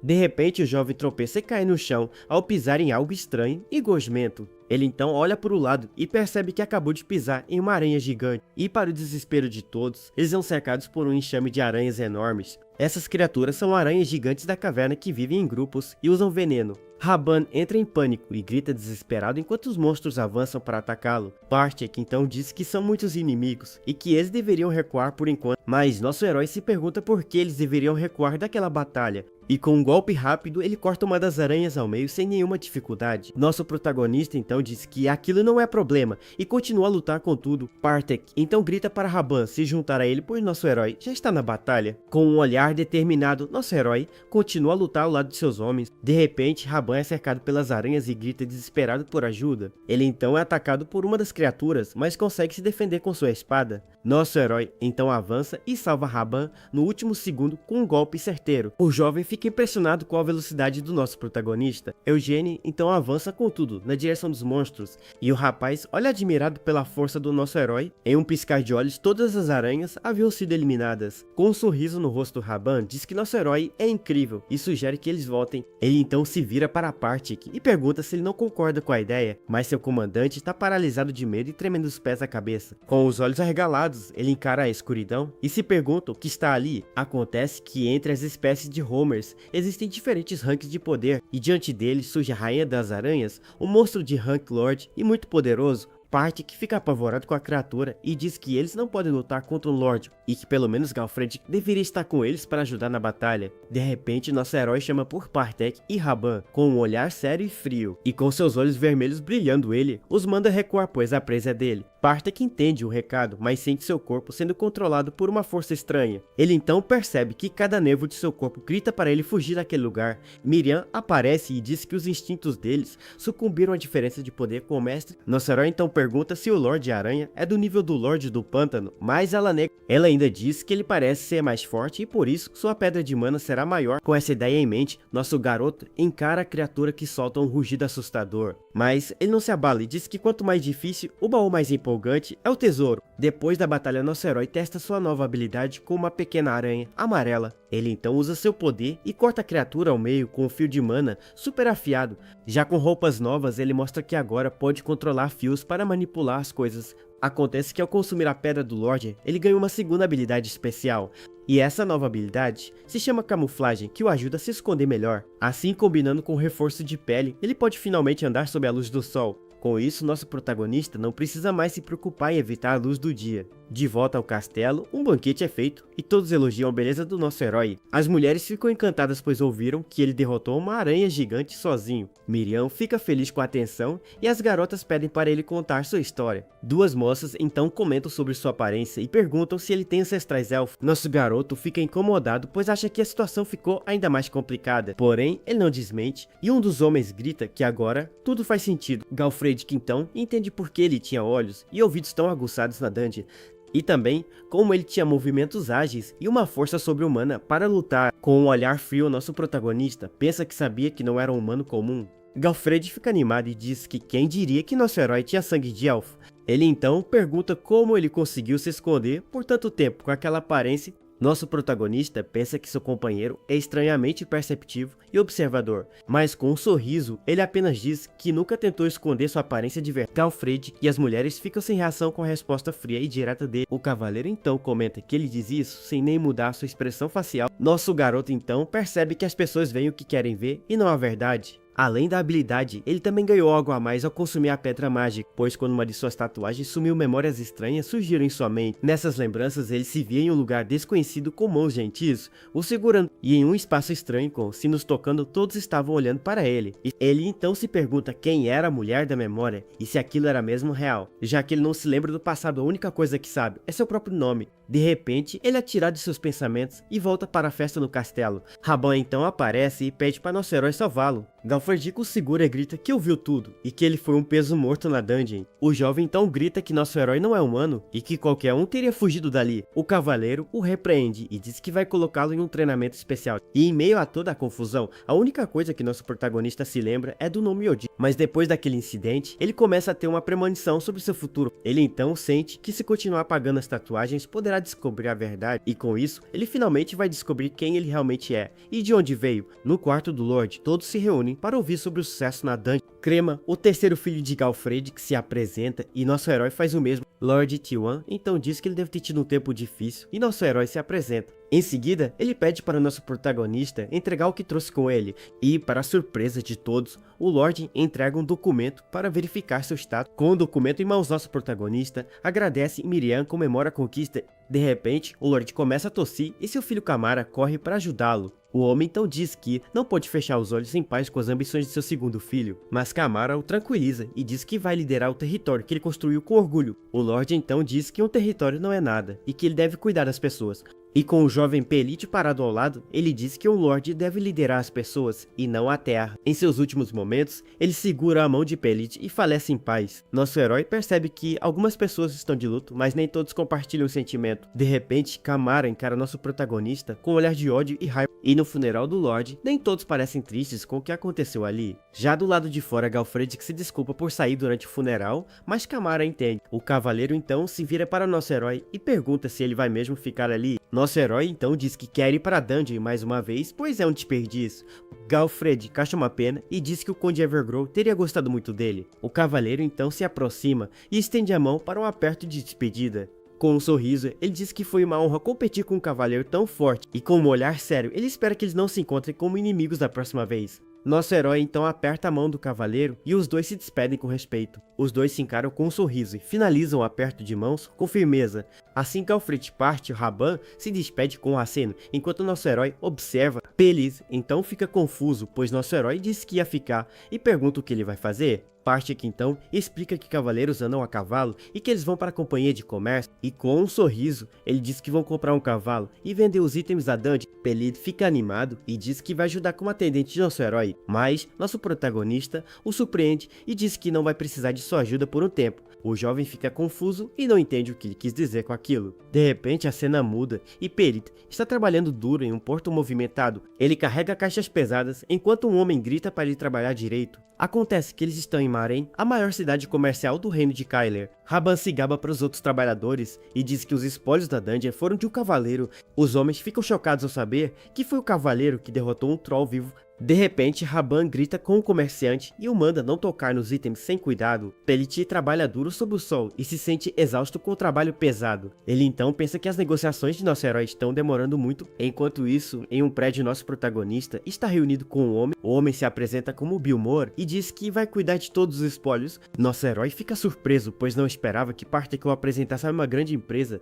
Ele então percebe que isso será muito útil para ele, que não entende de redes sociais. De repente, um homem entra na sala e interrompe a conversa dos dois. Nosso protagonista e Partek ficam em alerta com a chegada do estranho. O mercenário então sussurra que a situação pode ficar difícil e nosso herói pergunta o porquê. Ele explica que o homem é um secretário do vice-gerente da companhia de comércio e que eles provavelmente vieram para roubar os espólios por um preço mais baixo. Com um olhar sério, nosso protagonista pensa que precisa ser cauteloso agora. Bilmore então diz para o homem chamado Grey que está fechando um contrato com nosso herói. Grey diz que os rumores sobre o cavaleiro que derrotou um troll se espalharam pelo porto, mas ele acha que é apenas uma estratégia de novato para inflar o valor do produto. Ele então oferece um contrato especial e pensa em enganar nosso herói para roubá-lo. De repente, Grey sente uma pressão estranha e fica assustado, e nosso protagonista o encara com um olhar frio e o homem se pergunta o que é aquela pressão. Assustado, ele se apresenta como secretário do vice-gerente e diz que é uma grande oportunidade. Com um olhar frio, nosso herói questiona o que ele quer dizer com oportunidade. O homem então explica que é uma chance de vender seus itens com termos melhores. Nosso protagonista repete as palavras dele com um olhar ainda mais desconfiado. Apavorado, o secretário diz que o próprio vice-gerente da guilda vai cuidar do negócio. Ele então se desculpa por qualquer desrespeito e nosso herói o encara com frieza. Grey então entra em pânico e sai correndo da sala gritando por sua vida. Vendo a cena, Bilmore fica super emocionado por ele ter recusado a oferta por sua causa. Por isso o comerciante promete dar todo o seu apoio para nosso protagonista a partir de agora, e Eugene diz que gosta da ideia e aceita a proposta de Bilmore. Enquanto isso, Grey se desculpa com a vice-gerente por ter falhado na missão de antes. A mulher diz para ele não se preocupar, pois cavaleiros sempre causam problemas por orgulho. E com um sorriso maligno, ela diz que eles devem dar o troco usando seu poder de mercadores, já que o oponente é apenas um cavaleiro pobre que nem mesmo tem um cavalo decente. Assim ela manda Grey dar ao nosso herói um presente que ele não poderá recusar. Mais tarde, Pelid fica chocado ao saber que vai ficar para trás e vender os spoilers. Nosso protagonista confirma e diz que ele deve vender tudo que ele trouxer para Bilmore. O jovem fica triste e pergunta por que precisa ficar para trás de novo dessa vez. Ele até pergunta se suas habilidades não são boas e se oferece para começar a treinar. Nosso herói então pergunta qual é o verdadeiro papel de um escudeiro e o deixa sem palavras. O jovem então responde que o papel do escudeiro é ajudar seu cavaleiro na vida e na batalha. Por isso, nosso protagonista explica que o dever dele é cuidar de sua vida diária e que a missão dele, como seu escudeiro, é vender os itens e conseguir dinheiro. Ele ainda diz para discutir os detalhes com Bilmore e aprender sobre negócios. Pelli então entende que se não fosse por nosso herói, ele já estaria morto há muito tempo. E como recompensa, nosso herói promete ensiná-lo a lutar quando tiverem mais dinheiro. Nosso garoto ainda diz que um dia Pele também vai ajudá-lo em suas batalhas. O jovem fica emocionado com a promessa e com os olhos cheios de lágrimas. E com um sorriso no rosto, ele aceita a ordem e jura obedecer ao seu comando. E com tudo resolvido, eles finalmente partem para as ruas da cidade de Maren. Depois de algumas compras, um vendedor se despede e eles continuam o caminho, mas nosso herói se pergunta se o dinheiro sempre acaba tão rápido assim. Miriam também lamenta e Partek pergunta se eles podem recuperar tudo rápido. De repente, Partek chama por nosso herói, que parece ter visto algo interessante, e diante deles uma imponente armadura de placas brilha na vitrine da loja. Partek diz que a armadura é o sonho de todo cavaleiro, mas nosso herói só a acha cara. O mercenário então explica que é um item tão caro que é passado por gerações. De repente, Raban aparece correndo e gritando desesperado pelo nosso herói. Com uma cara de pânico, ele avisa que uma horda de homers apareceu nos arredores e que os monstros estão tentando invadir a cidade e as guildas mal conseguem segurá-los. Partek então diz para nosso herói que é melhor participar da subjugação dos monstros, mas nosso garoto se pergunta por que ele deveria se envolver com aquilo. Raban então explica que missões sem dono não tem taxa de comissão e que em Maren eles podem vender tudo sem custo e ganhar muito dinheiro. Com os olhos brilhando, Raban grita que essa é a ideia, pois eles vão ficar ricos. Nosso protagonista concorda e diz para eles irem, pois não há motivo para hesitar. De repente, uma voz grita para eles esperarem e nosso herói se pergunta quem é. É então que Grell aparece correndo e sem fôlego, com um cavalo nas mãos. O homem se apresenta e diz que a vice-gerente enviou um cavalo de guerra como presente. Ele descreve o animal como uma criatura magnífica, com pelos negros e músculos de um deus. Nosso herói então fica desconfiado e pergunta se o presente é mesmo para ele. Grey se assusta com o olhar dele e gagueja dizendo que não querem nada em troca. Nosso protagonista continua encarando o homem com seus olhos vermelhos e frios. Com medo, o secretário diz que é apenas um pequeno sinal de boa vontade. Sem perder tempo, nosso herói pega as rédeas e manda Grey agradecer a vice-gerente. Miriam então se anima e diz para ele ir logo e ganhar um bom dinheiro com a caça. Raban fica chocado com a velocidade do cavalo e pergunta o que eles devem fazer. Partek então grita para seus homens correrem e seguirem nosso herói para a batalha. A cena então muda para os arredores da cidade, onde alguns goblins estão na floresta. De repente, um dos monstros olha para o lado e parece ter sentido algo estranho. Com seu cavalo, nosso herói avança em alta velocidade pela floresta. Ele então já chega na batalha, eliminando um dos monstros no caminho. Miriam aparece preocupada e pergunta se a escala do ataque é muito grande. Ela teme que os membros da guilda que estavam na frente já tenham sido derrotados, mas nosso protagonista apenas responde que isso é bom com um olhar bem frio, pois ele deixa claro que não gosta nem um pouco de dividir o saque da batalha. E com isso, o cavalo continua correndo e destruindo tudo em seu caminho. Finalmente ele chega no campo de batalha e vê o exército lutando contra os monstros. Lá um cavaleiro chamado Madrika enfrenta uma horda de orcs sozinho. Ele grita que eles são desgraçados e que nunca vão conseguir passar por ele. Porém o cavalo dele fica assustado e sai correndo, o derrubando no chão, deixando ele para trás cercado de orcs. E mesmo caído no chão, ele se apresenta como o Cavaleiro da Justiça de Maren. Madrika então se assusta e percebe que está totalmente encurralada pelos inimigos. Os monstros o encaram com um olhar de pura maldade e se preparam para atacar. E desesperado, o cavaleiro grita por sua vida e implora para ser poupado. Um dos orcs ataca, mas seu golpe é bloqueado no último segundo por uma espada. Pois nosso herói chega com tudo montado em seu cavalo negro, imponente, e sem perder tempo, ele já começa a cortar todos os monstros ao seu redor. Madrika fica chocado com a velocidade do nosso herói ao eliminar os monstros, e em um piscar de olhos, ele acaba com todos os orcs ao redor dele. O cavaleiro então o agradece e pergunta qual é o nome do seu salvador, mas Eugênio não fala nada e se prepara para atacar, acertando o orc que estava atrás do cavaleiro.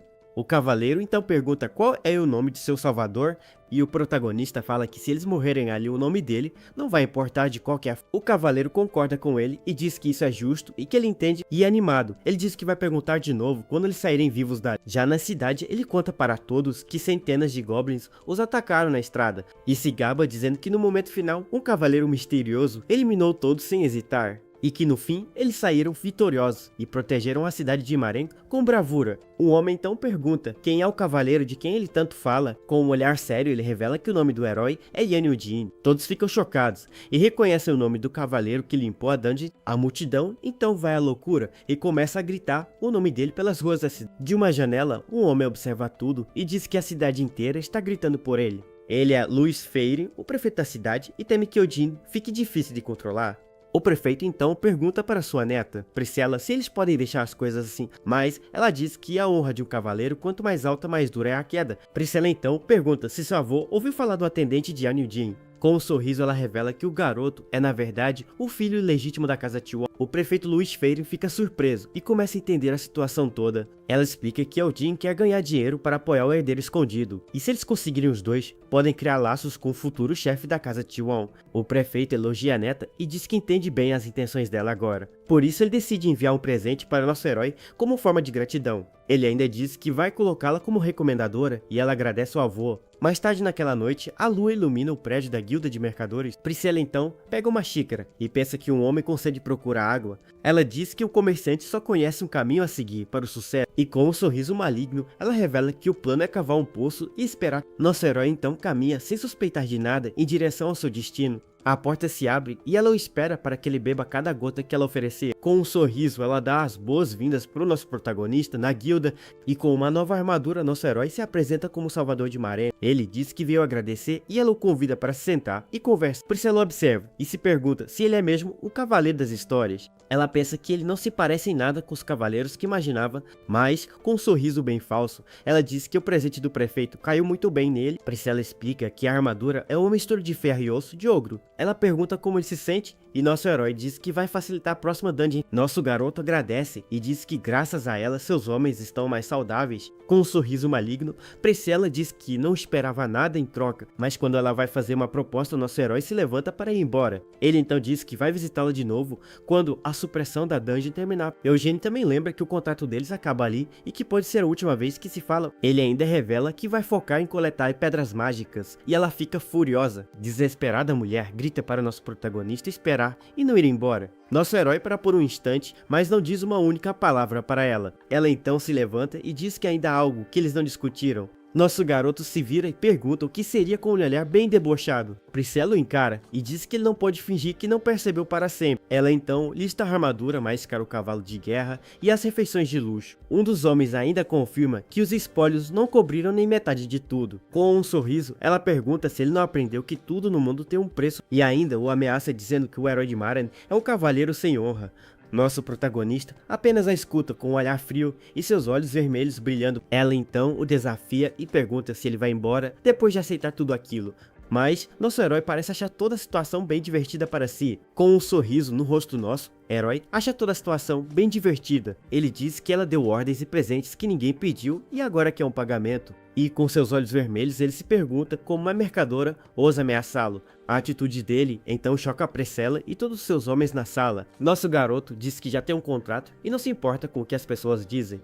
Ele ainda avisa que tudo tem um preço e para ela falar o que quiser, pois assim ela vai entender qual é o verdadeiro significado da palavra preço. Ele então vira o jogo e diz que a empresa dela perseguiu o herói que salvou a cidade e que por causa disso nenhum cavaleiro vai querer ajudar a Marene no futuro.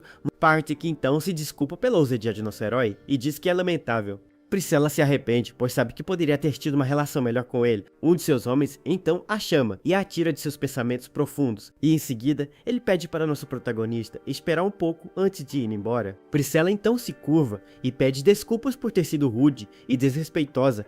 Ela diz que seu desejo de vantagem foi longe demais e quer começar tudo de novo. Além disso, ela garante que o contrato com Billmore vai continuar como antes. A mulher pensa que a maioria dos cavaleiros só busca fama, mas ele é diferente. E ela entende que nosso herói é perigoso demais para se brincar com ele. Por isso, seus instintos de comerciante não permitem que ela o ignore mais. Então, com isso, ela decide que vai mudar sua tática com ele. Nosso herói então diz que pode pelo menos ouvir o que ela tem a dizer, mas ele avisa que é melhor ser uma oferta boa o suficiente para justificar. Priscila então agradece pela sua misericórdia e por ouvi-la até o final. De volta à floresta, Miriam reclama que a armadura é só decorativa e feia, parte que então elogia nosso herói pelo contrato e Miriam se gaba com orgulho. Ele explica que a companhia de comércio opera em escala massiva no Império, a empresa tem centenas de filiais e negocia com reinos demoníacos na região, e a proposta de acesso ilimitado a dungeons é algo excepcionalmente ousado. Parte elogia a jogada do nosso herói, mas ele diz que só fez por estar irritado. De repente, um dos novos mercenários diz que a armadura chamativa não te faz um cavaleiro,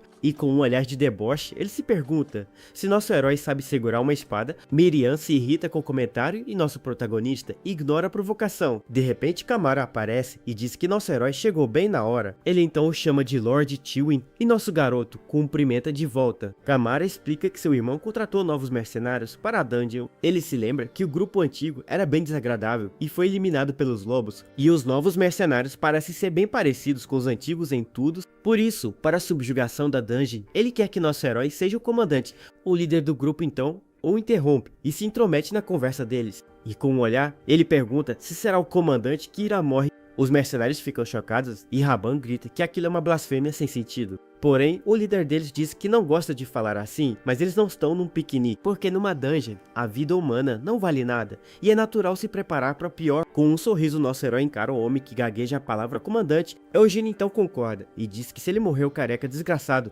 pode assumir o comando. Miriam então aponta para o homem, e nosso protagonista diz que já sabe de tudo, pois ele está bem ciente que tudo isso é uma armação do invejoso do Bertel. Ele sabe que o plano é usar os mercenários para acabar com ele dentro da dungeon. Mas com um sorriso maligno, nosso herói acha que vai ser divertido estragar tudo. Já na dungeon, Miriam usa sua magia enquanto nosso protagonista se prepara para a luta. E sem perder tempo, nosso herói avança e corta os goblins com sua espada. Ele se move com agilidade e acaba com vários monstros em seu caminho. Com um único golpe, ele corta mais um goblin e continua a avançar sozinho.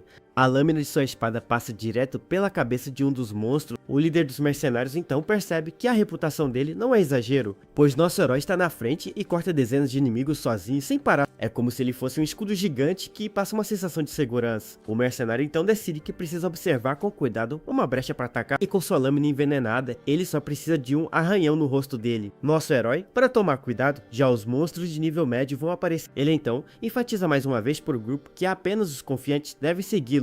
O líder dos mercenários diz que se o comandante vai, eles também irão, pois essa é sua chance. Contudo, quando Partek e Raban se preparam para ir, o líder os manda esperar por enquanto. Surpreso, Partek diz que nosso herói parece ter outra coisa em mente com esse plano. Enquanto isso, nosso protagonista avança sozinho pela escuridão da caverna. Sozinho, ele se lembra que da última vez que esteve ali foi com o cavaleiro Galpred. Uma imagem do antigo companheiro de batalha surge em sua mente, pois ele pensa que Galpred era um excelente líder que sempre lutava na frente. Com isso, ele teria limpado a dungeon mesmo com aquele bando de homens fracos. De repente, nosso garoto para de andar e fica pensativo no meio do caminho. Então ele se pergunta o que o cavaleiro teria feito naquela mesma situação. De repente, os mercenários finalmente o cercam e revelam suas verdadeiras intenções. Sem medo e com um sorriso, ele diz que eles finalmente largaram o disfarce. Assim Miriam surge e ele diz que se eles querem morrer, ele vai realizar o desejo. Desesperados, os homens gritam para ele esperar e se perguntam o que é aquilo, pois a pequena fada lança um feitiço poderoso com um sorriso bem maligno. Em seguida, uma onda de energia apaga as tochas e os deixa no escuro. Apavorados, os mercenários se perguntam como ele também pode usar magia. No escuro, o líder grita para eles manterem a calma e reacenderem as tochas. Contudo, em meio ao caos e à escuridão, dois olhos brilhantes surgem no escuro. Um dos mercenários grita desesperado, pois não consegue ver nada. De repente, ele é atacado e o líder grita para todos revidarem o ataque. Um dos homens então percebe que eles estão atacando seus próprios companheiros. Em meio aos gritos de dor, nosso herói usa sua nova habilidade com fios vermelhos.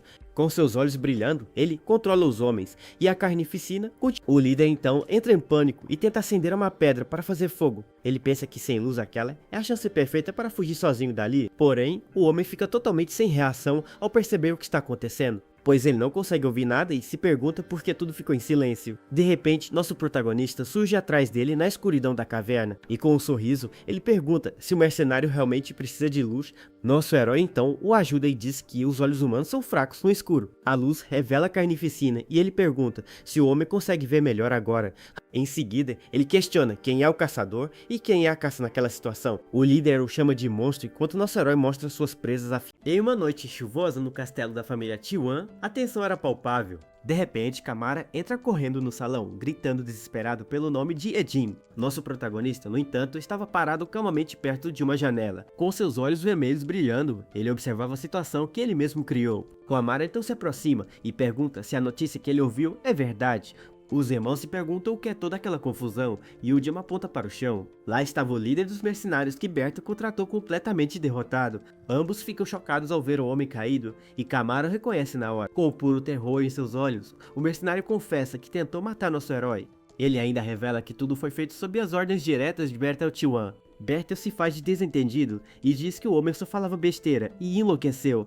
Kamara grita com seu irmão e pergunta se ele está acreditando num homem insano. Com um sorriso maligno, ele se aproxima do homem e manda ele explicar as coisas. Mas o mercenário estava sob o controle de Edin e lamenta ter atacado seu mestre. O homem diz que merece o pior e se prepara para tirar a própria vida chocando Bertel. Desesperado, Kamara grita ao ver o corpo do mercenário caindo do parapeito. No pátio, o corpo do homem cai sobre uma estátua, assustando todos os servos. Bertel diz que o cara enlouqueceu ao ver gente morrer para monstros na dungeon. Com isso, Kamara encara o irmão e diz que ele é o estranho por sentir alívio com a morte. Bertel fica furioso com a acusação e não consegue responder seu irmão. Ele então se vira para Udin e o acusa de calúnia sem nenhum orgulho de cavaleiro. Nosso protagonista então pergunta se em sua honra de cavaleiro ele é inocente. O cavaleiro fica apavorado com a pergunta, mas confirma que é inocente. Sendo assim, nosso protagonista aperta o punho e decide resolver isso de outra forma. Ele então desafia Bertel Tior para um julgamento por combate na mesma hora. Com um sorriso ele diz que a verdade e a honra de cavaleiro deles será a aposta. Bertel fica furioso pois seu orgulho o impede de recusar o desafio na frente de todos. Logo a notícia se espalha pelo castelo sobre o julgamento por combate. Eles comentam que Bertel sempre causa problemas e se perguntam quem era o alvo. Até que um deles revela que o alvo era Idjoni, o novo cavaleiro do Lorde. No pátio do castelo, Bertel se prepara para o combate com sua espada em mãos. De cima, Kamara observa tudo e parece bem preocupado com o que vai acontecer. Sendo assim, ele declara que a verdade será decidida através do combate entre os dois. Nosso protagonista concorda e diz que a verdade será concedida ao grande vencedor. Com isso, o duelo começa e Bertel avança com tudo para cima do nosso herói. O cavaleiro ataca com toda a sua fúria e grita enquanto desfere seu primeiro golpe, mas Udin permanece calmo e se prepara para bloquear o ataque sem nenhum esforço. A partir daí, as espadas se chocam e faíscas voam para todos os lados com o impacto. A força do golpe é enorme, mas nosso protagonista segura a lâmina sem dificuldades. Nosso herói então se lembra de seu passado doloroso e de como tudo começou. Em suas memórias, ele vê Bertel gritando que o vampiro finalmente foi encontrado. Por causa disso, ele se lembra de ser caçado por uma criatura tão inferior por uma década. Bertel fica chocado, pois não consegue acreditar na força esmagadora do oponente. E com um único golpe nosso protagonista, o joga no chão com uma força incrível. O cavaleiro então grita de dor enquanto luta para se defender do ataque de Udin. Com um movimento rápido, Udin consegue desarmar Bertel facilmente na luta. Em seguida, nosso protagonista chuta a espada do cavaleiro para bem longe dele. Com seus olhos vermelhos brilhando, ele manda o oponente pegar sua arma de volta. Caído no chão, o cavaleiro loiro luta para se levantar, mas a dor o impede.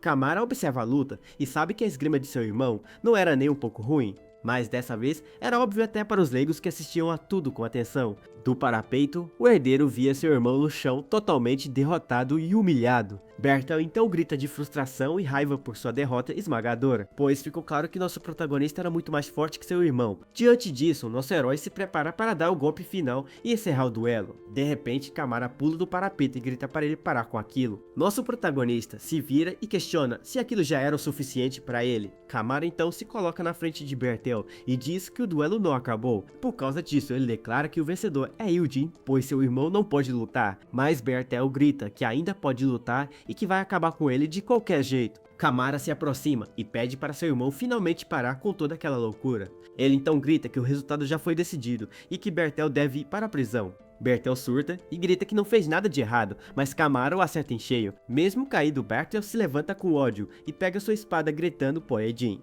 Ele berra que se nosso herói não estivesse ali, nada disso teria acontecido. Seu olho brilha de ódio enquanto ele diz que nunca teria sofrido tal humilhação. Nosso protagonista levanta sua espada brilhante para acabar com o cavaleiro de vez, mas de repente Jon sente algo estranho e seu corpo simplesmente para de se mover. Ele se pergunta por que seu corpo não obedece, pois sua mão se move sozinha. Sua armadura parece controlá-lo e o força a ir na direção do irmão de Kamara. Vendo isso, Kamara diz para Bertel que ele deveria ter aceitado a chance que ele lhe deu. A espada de Jon então se move sozinha e acerta em cheio o cavaleiro caído. Partek e Rabão observam tudo, sem entender o que acabou de acontecer ali. Nosso herói então fica parado sobre o corpo de Bertel. Enquanto todos olham, Kamara apenas observa a cena com um olhar triste, pensando em seu irmão tolo. Dias depois, em uma cidade movimentada, o céu está limpo e a vida segue normalmente. Nosso protagonista caminha por um corredor e comenta que tudo foi um grande desperdício. Miriam aparece e diz que ele usou e descartou seu primeiro recém-nascido. Ele responde que o homem era fraco e seria descoberto se virasse vampiro de verdade. A fada o chama de frio e sem coração, e ele pergunta se parece alguém que perdoa a traição. Miriam insiste que vampiros precisam de escravos, mas Jon diz que não precisa deles. E ele então pensa que transformar fracotes em servos só dá mais trabalho e esforço. Ao abrir uma porta, ele é surpreendido por uma conversa sobre Sir Alfred. Priscilla e Billmore se assustam, pois não viram nosso herói entrar no escritório. Os dois ficam chocados e o cumprimentam com surpresa e um pouco de medo. Billmore o parabeniza pelo sucesso na dungeon, mas Ian e Jean apenas o cumprimenta. Nosso protagonista então o agarra e pergunta o que aconteceu com Sir Alfred. Priscilla o encara com um olhar sério e se prepara para explicar a situação. Ela revela que 2 semanas atrás Sir Alfred foi para um labirinto no território Evergrow. E lá ele desapareceu sozinho, sem deixar nenhum rastro ou vestígio para trás. Eugene fica com um olhar sério, pois parece que Sir Alfred não voltou da zona avançada. Com isso, nosso protagonista cavalga com pressa pela floresta em direção ao seu destino. Logo ele finalmente chega em uma mansão imponente e muito luxuosa. De cima, um homem o cumprimenta e elogia sua aparência jovem e bonita. Nosso herói agradece a recepção, mas parece apressado com a situação atual. O homem então sorri e se apresenta como Jebin, o filho mais velho da família Evergrow. Dentro do escritório, Jebin explica que a ganância levou Sir Alfred a ir sozinho. Nosso protagonista repete as palavras dele com um olhar bem desconfiado. Jebin então confirma e diz que sua família não toca naqueles níveis há mais de 100 anos, pois lá é onde reside o temido e poderoso mestre de todo o labirinto. Um outro homem se intromete e explica que o mestre governa todo aquele lugar. Ele diz que Sir Alfred foi cego pela ambição e causou problemas para todos. Jebin então apresenta o homem como Sir Ludiz, o cavaleiro que liderou o grupo. Ludiz comenta que ouviu sobre o duelo deles e que os dois têm algo em comum. Acontece que ele também venceu Sir Alfred em um torneio e por isso os dois o derrotaram. Nosso protagonista não parece se importar com isso e questiona se aquilo é relevante. Jebin então se desculpa pela situação e comenta sobre o quão valioso Sir Alfred era. Logo em seguida, ele fica curioso e pergunta como era a relação entre os dois cavaleiros. O homem diz ter ouvido que eles compartilhavam uma amizade muito profunda e verdadeira. Eugene confirma sem jeito enquanto pensa no quão irritante Sir Alfred pode ser às vezes. Movido com a lealdade, Jebin promete dar todo o suporte para a missão de resgate. Ele explica que sua família desiste das buscas após um mês e declara os perdidos como mortos.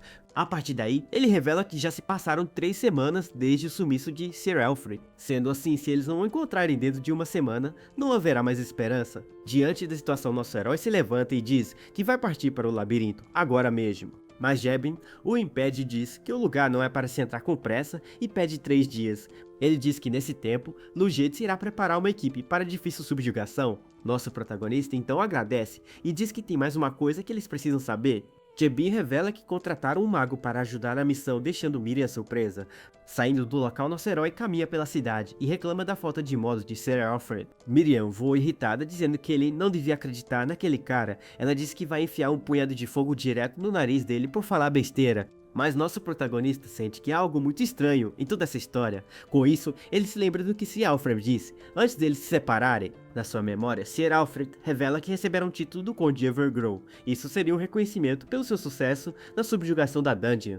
Com um sorriso, ele até convida nosso herói para ir junto e causar uma boa impressão. Seria uma ótima oportunidade para ele também se destacar na nobreza. Eugene então pensa que o título de Sir Alfred já estava garantido. Por causa disso, ele se pergunta por que o enviaram para um labirinto tão perigoso. Além disso, ele sabe que seu amigo não é alguém ganancioso ou imprudente. Ele teria formado um grupo de elite e agido com muita cautela na missão. De repente, um grito alto chama a atenção de todos na rua. Um homem está anunciando aos berros que o Messias finalmente vai chegar. Em um palanque improvisado, o homem prega sobre uma profecia sombria. Ele fala de uma sombra vermelha na lua e da fúria de uma deusa vingativa. Ele afirma que o desastre já começou e usa os tremores como prova. Por causa disso, muitos animais selvagens perto do labirinto morreram.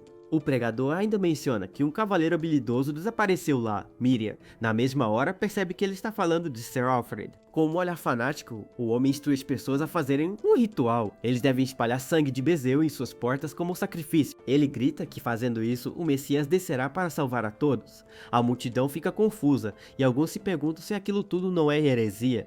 Miriam acha aquilo uma grande besteira e não se aguenta. Nosso protagonista observa a cena e nota que o clima da cidade está esquisito. Um jovem seguidor então se aproxima dele com um olhar desesperado. O rapaz diz que os deuses estão furiosos e tenta lhe entregar um panfleto. Nosso herói pega o papel e vê o símbolo de um olho estranho. Ele então conecta as informações sobre os animais mortos e os tremores do local. Nosso herói se questiona se parte do labirinto desmoronou e por que Sir Alfred morreria. Sem pensar 2 vezes, ele diz a Miriam que eles vão para o labirinto imediatamente.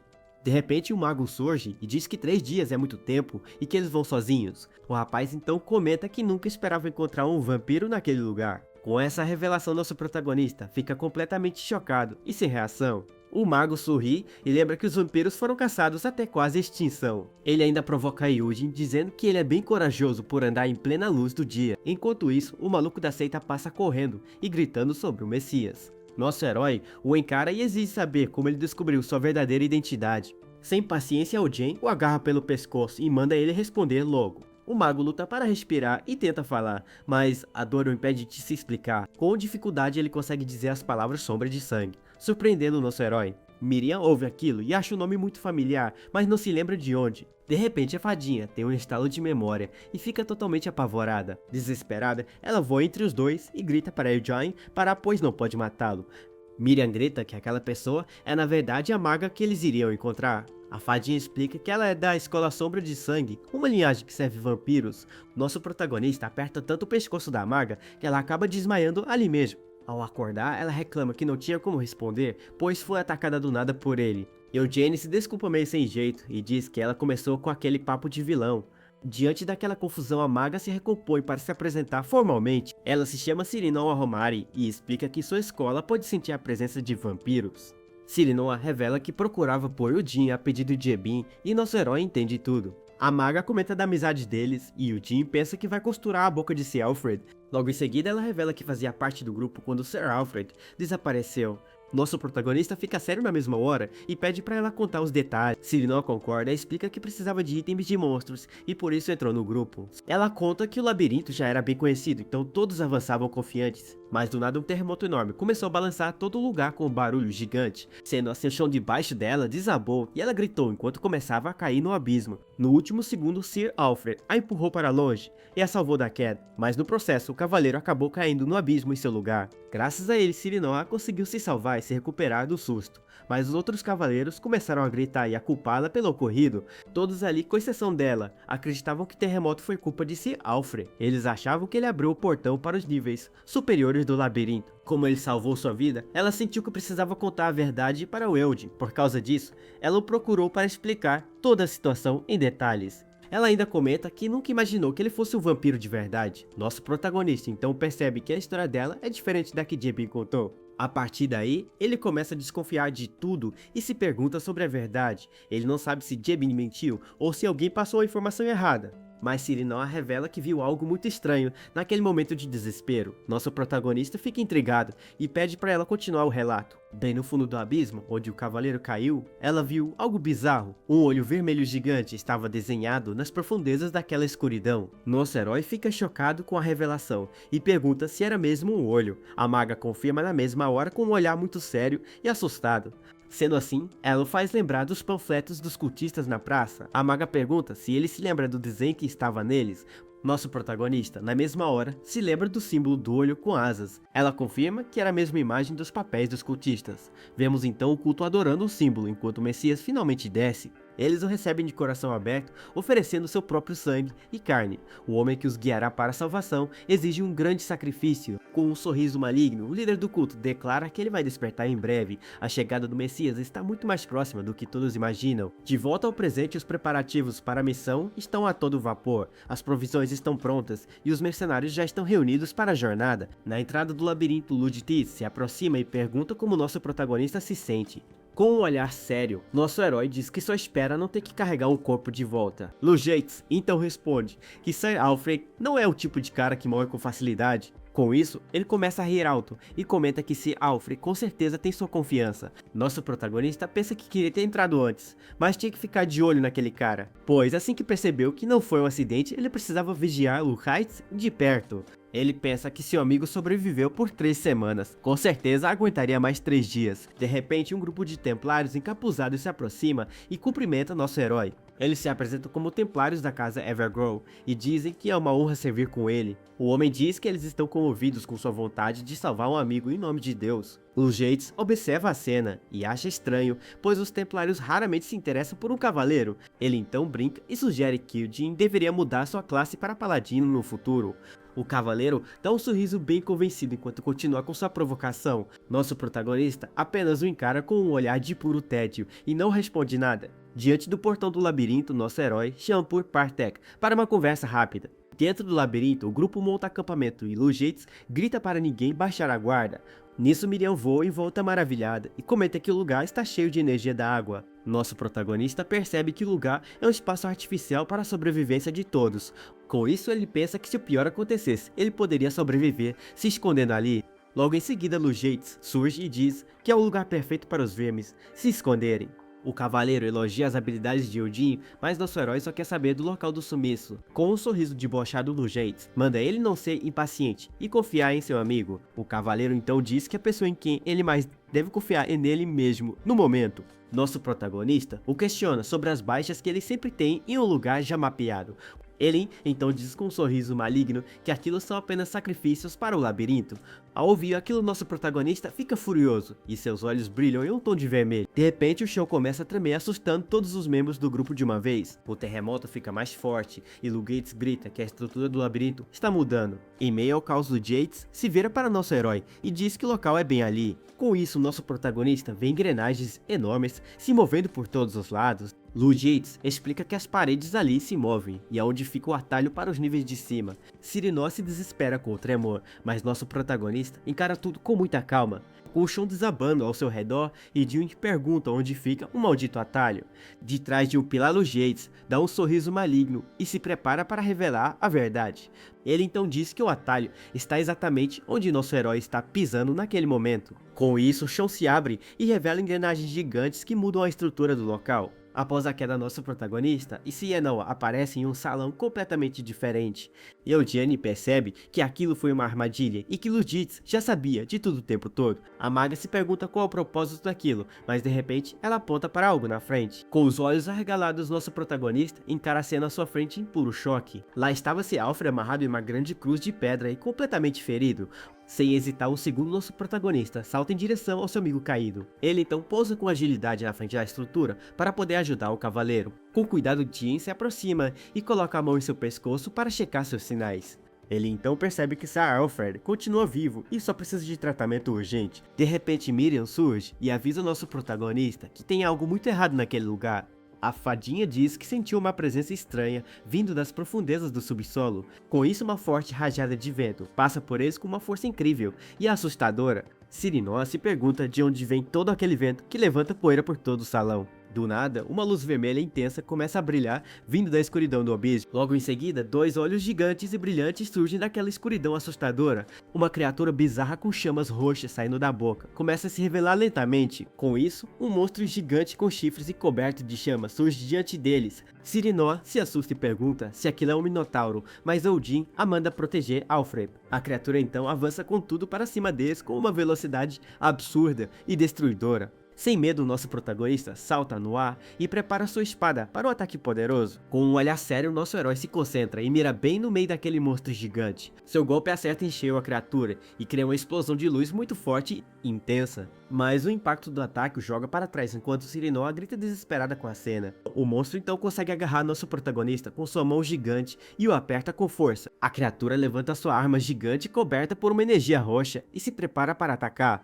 Nosso herói fica desesperado e pergunta o que o monstro está fazendo enquanto é esmagado. De repente, uma luz vermelha surge do nada e ilumina todo o salão com um brilho intenso. Uma grande explosão acontece e joga pedaços de rocha para todos os lados com sua força. Nosso protagonista fica furioso com a situação e não consegue acreditar no que está vendo. Em seguida, um corte rápido e Preciso passa voando pelo ar com uma velocidade incrível. A mão do monstro é cortada e nosso herói cai em direção ao chão gritando por seu amigo. Mas de repente um círculo mágico surge sob seus pés e o impede de cair no abismo. Eugênio fica confuso e se pergunta o que diabos é aquilo, pois não entende a situação. Sirinó explica que aquilo é um minotauro, uma das criaturas mais fortes que existem. A maga então grita apavorada que nem mesmo um vampiro poderia vencer aquele monstro. Nosso protagonista fica irritado com o comentário dela e mostra suas presas com raiva. Logo em seguida, ele aponta sua espada bem na frente do rosto da maga, sem aviso prévio.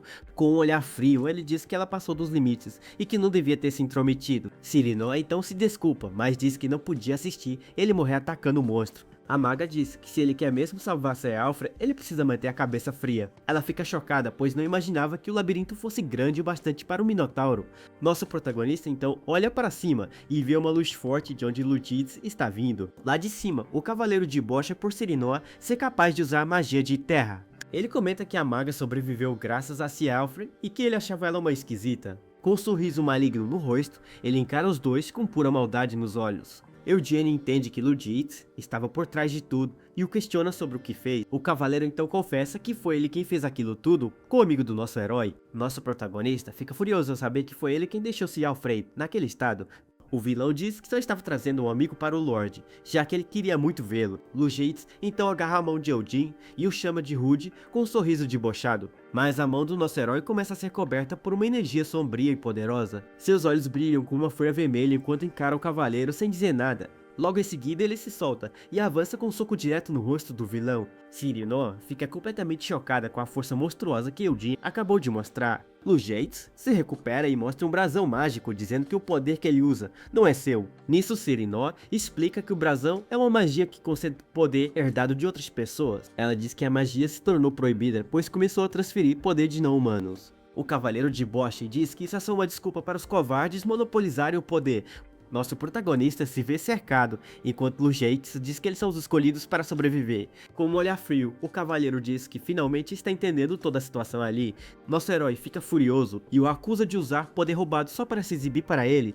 Com um sorriso maligno, ele avisa que primeiro vai colocar aquele cavaleiro no seu lugar. Sendo assim, nosso protagonista avança com tudo coberto por uma aura de puro poder. As energias dos dois se chocam em uma explosão de luz e força bruta impressionante. Sirinoa fica chocada e se pergunta se um vampiro normal teria uma energia tão forte assim. Lugites então sorri e diz que parece que ele não é o único que estava escondendo o poder. Em seguida, ele acerta um soco em cheio e grita que nosso herói também escondia o jogo, mas nosso protagonista bloqueia o golpe com apenas uma mão sem nenhuma dificuldade.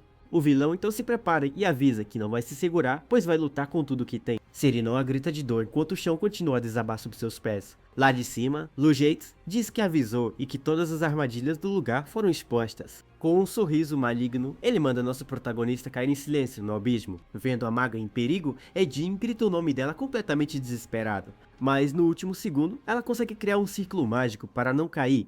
A partir daí, nosso herói encara Lugites, que o observa com um olhar sério. O cavaleiro observa a situação e parece surpreso por eles terem sobrevivido. Com seu traje de batalha, Edin se prepara para enfrentar o vilão com tudo. De repente, o inimigo ataca. Lugites fica com um corte no rosto e encara o oponente com um olhar de ódio. Ele se prepara para a luta e segura sua espada com firmeza para o próximo ataque. O cavaleiro pensa que a força de Din foi muito além de suas expectativas. Ele admite que usar Sir Alfred como isca foi a escolha certa para vencer. Com um sorriso doente, ele diz que o último sacrifício finalmente será oferecido. Nisso, o círculo mágico de Sirinoa começa a se quebrar, deixando ela em apuros. Sirinoa grita desesperada que seu círculo mágico se desfez e começa a cair, mas nosso herói a ignora e Sirinoa pergunta para onde ele está indo agora. A maga fica com uma cara de pânico, sem entender o que está acontecendo. Com isso, ela reclama enquanto se arrasta e se pergunta que inferno é aquele. Ela se arrepende de ter se metido e pensa que deveria ter fugido de lá. De repente, a maga ouve um barulho e fica chocada com o que vê na sua frente. Nosso protagonista surge carregando Sir Alfred, que está muito ferido em seus braços. Ele então pergunta se ela pode salvar seu amigo, mas ela diz que não é sua especialidade. Nosso herói a encara com um olhar sério e diz que aquilo não é uma resposta. A maga fica sem jeito e não sabe o que fazer diante daquela situação. Diante disso, ela suspira e diz que vai fazer o seu melhor para ajudar o cavaleiro. Miriam então aparece e avisa que procurou por tudo, mas não achou nenhuma saída. Nosso protagonista percebe que eles estão presos numa sala de chefe isolada. A fadinha diz que tem algo muito importante que precisava ter contado antes. Miriam revela que, como espírito da água, ela não consegue controlar nada naquele lugar. Com o monstro se aproximando do nosso protagonista, se prepara para atacar com tudo. Eugene apenas estala a língua e prepara sua espada para o confronto inevitável. Logo em seguida, o Minotauro abre sua boca e lança uma rajada de fogo contra ele. Nosso herói consegue desviar do ataque com um movimento rápido e muito ágil. Ele salta por cima da rajada e se prepara para um contra-ataque aéreo. Com isso, ele tenta acertar o monstro, mas o golpe não causa nenhum dano. A criatura então o ataca com sua mão gigante, aproveitando a oportunidade. O Minotauro o atinge com sua arma, mas Edun consegue se defender no último segundo.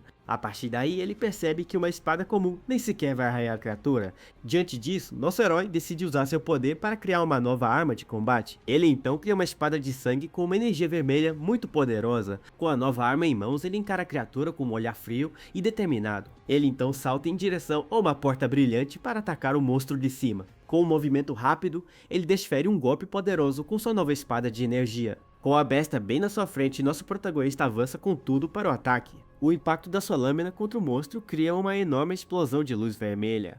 Mas o golpe não faz efeito, e o Jen estala a língua, pois sua espada é inútil. Vendo uma brecha, o Minotauro abre a boca e prepara uma baforada de fogo. A criatura dispara uma onda de energia vermelha que varre todo o salão. Com sua agilidade, nosso herói consegue desviar do golpe com um movimento rápido. Mesmo assim, a força do ataque o joga para trás, enquanto ele tenta se defender. O monstro então aproveita e tenta agarrá-lo. Com sua mão sombria e gigante, nosso protagonista acaba caindo sobre uma engrenagem e encara a fera lá de cima. Ele então confirma que sua espada normal não consegue nem arranhar o inimigo. Por causa disso, ele decide que vai ter que improvisar e usar seu poder de vampiro. Com sua energia, ele cria uma nova espada gigante feita de puro poder vermelho. Agora, com uma arma de verdade em mãos, ele encara a criatura com determinação. Ele então salta de uma plataforma alta para pegar impulso e atacar o monstro. Girando no ar, nosso herói desce com tudo para um golpe devastador e poderoso. Com um movimento rápido, nosso herói desfere um golpe com sua nova espada vermelha. Ele então grita com fúria e coloca toda a sua força naquele ataque decisivo. A criatura, no entanto, bloqueia o golpe com o braço e o joga para trás com força. Logo em seguida, o monstro contra-ataca e sua arma destrói o chão de pedra. O golpe de Jin atravessa o monstro, mas a criatura não parece nem um pouco ferida. Enquanto isso, Cirinó usa sua magia para curar os ferimentos de Sir Alfred. Ela o chama e tenta acordá-lo, pois seu amigo está em grande perigo ali. A maga grita que seu amigo está em perigo e que ele precisa acordar logo. Caído no chão, nosso herói pensa que as palavras de Cirinó eram verdadeiras. Aquele monstro de alto nível estava num patamar de força completamente diferente. A criatura se regenera por completo, deixando nosso protagonista sem reação. Desesperado, nosso herói xinga, enquanto a criatura ruge de pura raiva. Sem outra escolha, ele reúne toda a sua energia para um ataque final com tudo. De repente, uma figura sombria e gigante aparece atrás dele com um poder absurdo. Cirinó vê aquilo e grita o nome de Jin, completamente apavorada com a cena. Nosso protagonista está coberto de ferimentos, mas encara o monstro com um olhar de ódio. Diante da criatura, ele se lembra da sensação de impotência que sentiu por uma década. De repente, a figura sombria ataca o Minotauro, atravessando seu peito com as garras. Eugene fica confuso e se pergunta por que aquilo está doendo mais que no passado. Com isso, ele é atingido por um golpe poderoso que o joga longe com muita força. Completamente ferido, seu corpo flutua no ar, quase sem nenhuma energia para lutar. Nosso protagonista então cai no chão e fica deitado sem conseguir se mover de dor. Ele se pergunta por que aquilo aconteceu, enquanto Cirinó cuida de Sir Alfred. Nisso, o cavaleiro ferido finalmente parece mostrar algum sinal de consciência. De repente, seu olho se abre brilhando com uma intensa luz azul e ele desperta. O mago simplesmente entra em parafuso ao ver a cena bem na sua frente. É nessa hora que bate aquele arrependimento, e ele lembra de ter gritado aos quatro ventos para o nosso herói sobre o perigo gigantesco que os esperava. Afinal, nem mesmo um vampirão dos mais bravos conseguiria peitar uma criatura daquele calibre. Pra piorar, ele se dá conta de que não tem pra onde correr, estão presos feito ratos em ratoeira. E com o monstrão pronto pra dar o bote, ele já começa a se despedir da vida, pensando que ia de arrasta pra cima ali mesmo. O coitado do mago até pede desculpas para o seu mestre, admitindo que, no fim das contas, não foi casca grossa o suficiente. De repente, Galfredic é atingido em cheio, e o mago grita o nome do nosso herói, num misto de pânico e desespero. Mesmo todo arrebentado, o cavaleiro lamenta por ter metido o mago nessa baita enrascada. O jovem mago ainda insiste para eles darem no pé, mas Galfred se recusa a sair de lá. Acontece que tudo não passava de uma bela de uma armadilha do Lugatis, que usou como isca de peixe. Lugatis então abre o jogo e revela que seu verdadeiro alvo, desde o comecinho, era o nosso protagonista.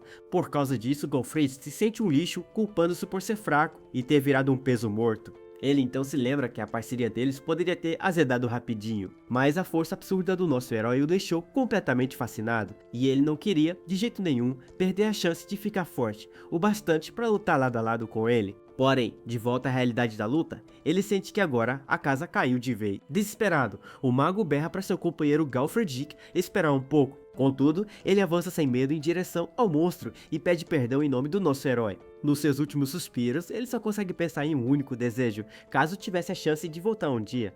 Ele gostaria de renascer como cavaleiro só para poder servir seu amigo Edune. Ao testemunhar o sacrifício do amigo, os olhos do nosso herói brilham com puro ódio. Ele observa o corpo de Galfred caindo sem vida e seu sangue começa a ferver nas veias. Com as presas para fora, nosso protagonista libera toda a sua fúria vampírica de uma vez só. Na sequência, uma rajada gigantesca de energia vermelha acerta o monstro em cheio, sem dó nem piedade. Nosso garoto então voa para cima da criatura e agarra sua cabeça com uma força descomunal. E com um único aperto, ele esmaga o crânio do bicho como se fosse uma uva. Logo em seguida, uma aura sombria e sangrenta envolve completamente o corpo do nosso herói. Seus olhos mudam de cor e umas marcas bem esquisitas aparecem em seu rosto de vampiro. Então, usando garras e tentáculos de pura energia sombria, ele transforma o monstro em confete, rasgando o bicho em 1000 pedacinhos. O braço da criatura é arrancado sem cerimônia enquanto a sua continua sem previsão de acabar. E no meio de toda essa destruição, nosso garoto se ergue, vitorioso e completamente transformado. Com um novo visual demoníaco, ele solta um grito carregado de raiva e sede de vingança. O mago cai para trás, boquiaberto, vendo que o corpo de Odin está se transformando radicalmente. O monstro até tenta atacar, mas é contido por uma força sinistra e misteriosa que ele não consegue entender. Com um sorriso maligno de orelha a orelha, nosso herói mostra suas presas e seu poder recém-despertado. O mago percebe que o sangue no chão está reagindo ao nosso garoto, de um jeito que ele nunca viu antes. Ele então dá uma risadinha e comenta que seu mestre acabou de testemunhar um momento histórico. Totalmente transformado, nosso protagonista agora controla o sangue com um simples gesto das mãos. Assim, ele cria uma lâmina gigante e parte a criatura ao meio com um único golpe. Enquanto isso, bem de longe, um olho de pedra observa a cena toda sem piscar. De repente, o tal olho de pedra começa a brilhar com uma luz vermelha fortíssima. O mago então nota que as poças de sangue no chão ficaram bem mais rasas, como num passe de mágica. E para seu completo espanto, a cabeça do Minotauro se regenera na mesma hora. Ele fica de queixo caído, porque o bicho se curou numa velocidade absurda, quase instantânea. Aí a ficha cai e ele percebe que a bagunça toda começou quando aquele olho se abriu. O mago começa a se perguntar se o labirinto está usando o sangue para curar o monstro. Mas nosso herói já sacou tudo e se vira para atacar a verdadeira fonte de poder. Dito e feito, ele avança e manda um golpe poderoso bem no meio daquele olho de pedra. O mago então grita, porque o olho de pedra começa a sangrar sem parar. Mesmo assim, nosso protagonista não alivia e continua a descer a porrada no olho. Com mais um golpe certeiro, ele acerta o olho com toda a sua força de vampiro. O impacto do ataque é tão forte que gera uma onda de energia que atinge o Minotauro em cheio. Nosso herói então se liga que o verdadeiro chefão do labirinto não é o monstro. Ele entende que as pessoas desaparecidas foram, na verdade, devoradas pelo próprio lugar. Porque o labirinto inteiro é, na verdade, um deus que eles adoravam e para quem faziam sacrifícios. Do nada, uma voz sinistra diz que o tal deus ficou furioso com o ataque do nosso herói. Um grupo de cultistas então começa a rezar porque a terra será completamente purificada. A voz continua dizendo que o único que pode parar essa confusão toda é o Messias, que está a caminho. E eles imploram para que esse salvador traga a chuva da salvação para todo mundo. Enquanto isso, Lugatis dá um sorrisinho de canto de boca, pois foi ele quem abriu o olho do deus e agora só quer ver o circo pegar fogo. O mago fica em choque ao ver que todo o sangue do chão foi simplesmente sugado. De repente, o artefato do deus começa a brilhar com uma energia roxa bem sinistra. Em seguida, ele se abre e libera uma onda de poder que varre todo o labirinto. Com isso, uma silhueta sombria aparece, segurando uma arma que dá até arrepio. Acontece que o Minotauro não só foi revivido, como agora ostenta um olho gigante e assustador.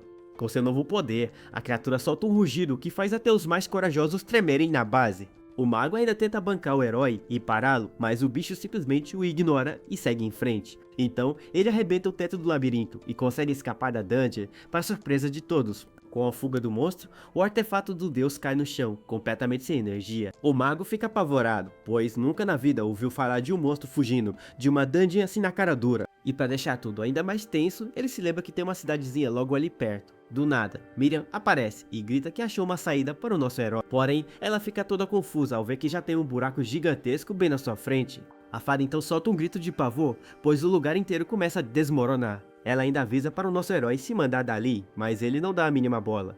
Acontece que ele estava apenas olhando, paralisado, para o corpo de seu amigo Galfred.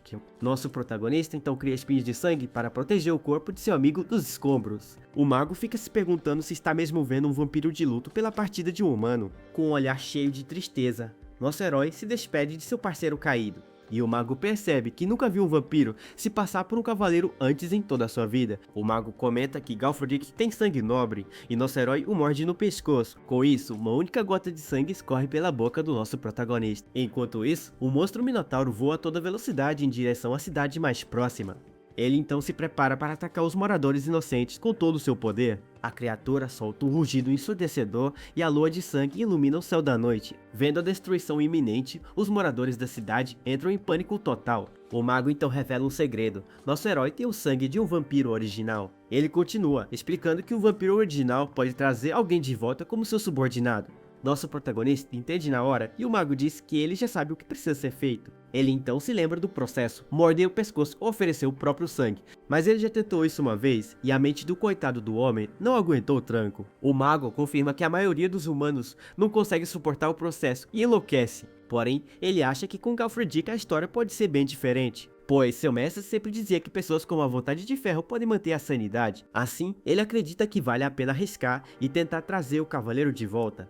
Mas existe um problema: ele pode se sentir ofendido com a ideia e até mesmo atacá-los. O mago então joga a batata quente na mão do nosso protagonista e pergunta qual será sua decisão. Nosso herói admite que não faz a menor ideia de como Galfredic se sente em relação a vampiros. Contudo, ele se lembra de todos os momentos que passaram juntos, de todas as batalhas e risadas. E mesmo sem ter a menor certeza do que vai acontecer, ele decide arriscar tudo naquele momento. Nosso herói então decide que não tem outro jeito de descobrir a verdade. Por isso, ele vai simplesmente perguntar ao seu amigo o que ele acha de tudo isso. Assim, o ritual de sangue começa, e uma aura vermelha e poderosa envolve os dois. De repente, nosso protagonista se assusta com a velocidade absurda com que tudo acontece. Seu sangue flui tão rápido que ele simplesmente não consegue tirar suas presas do pescoço do amigo. Uma voz então anuncia que o ritual de herança foi finalmente iniciado, e com isso, a alma e os poderes do alvo agora pertencem ao seu novo senhor. Do nada, uma explosão gigantesca de energia vermelha surge do ritual. O poder é tão imenso que acaba jogando o mago longe,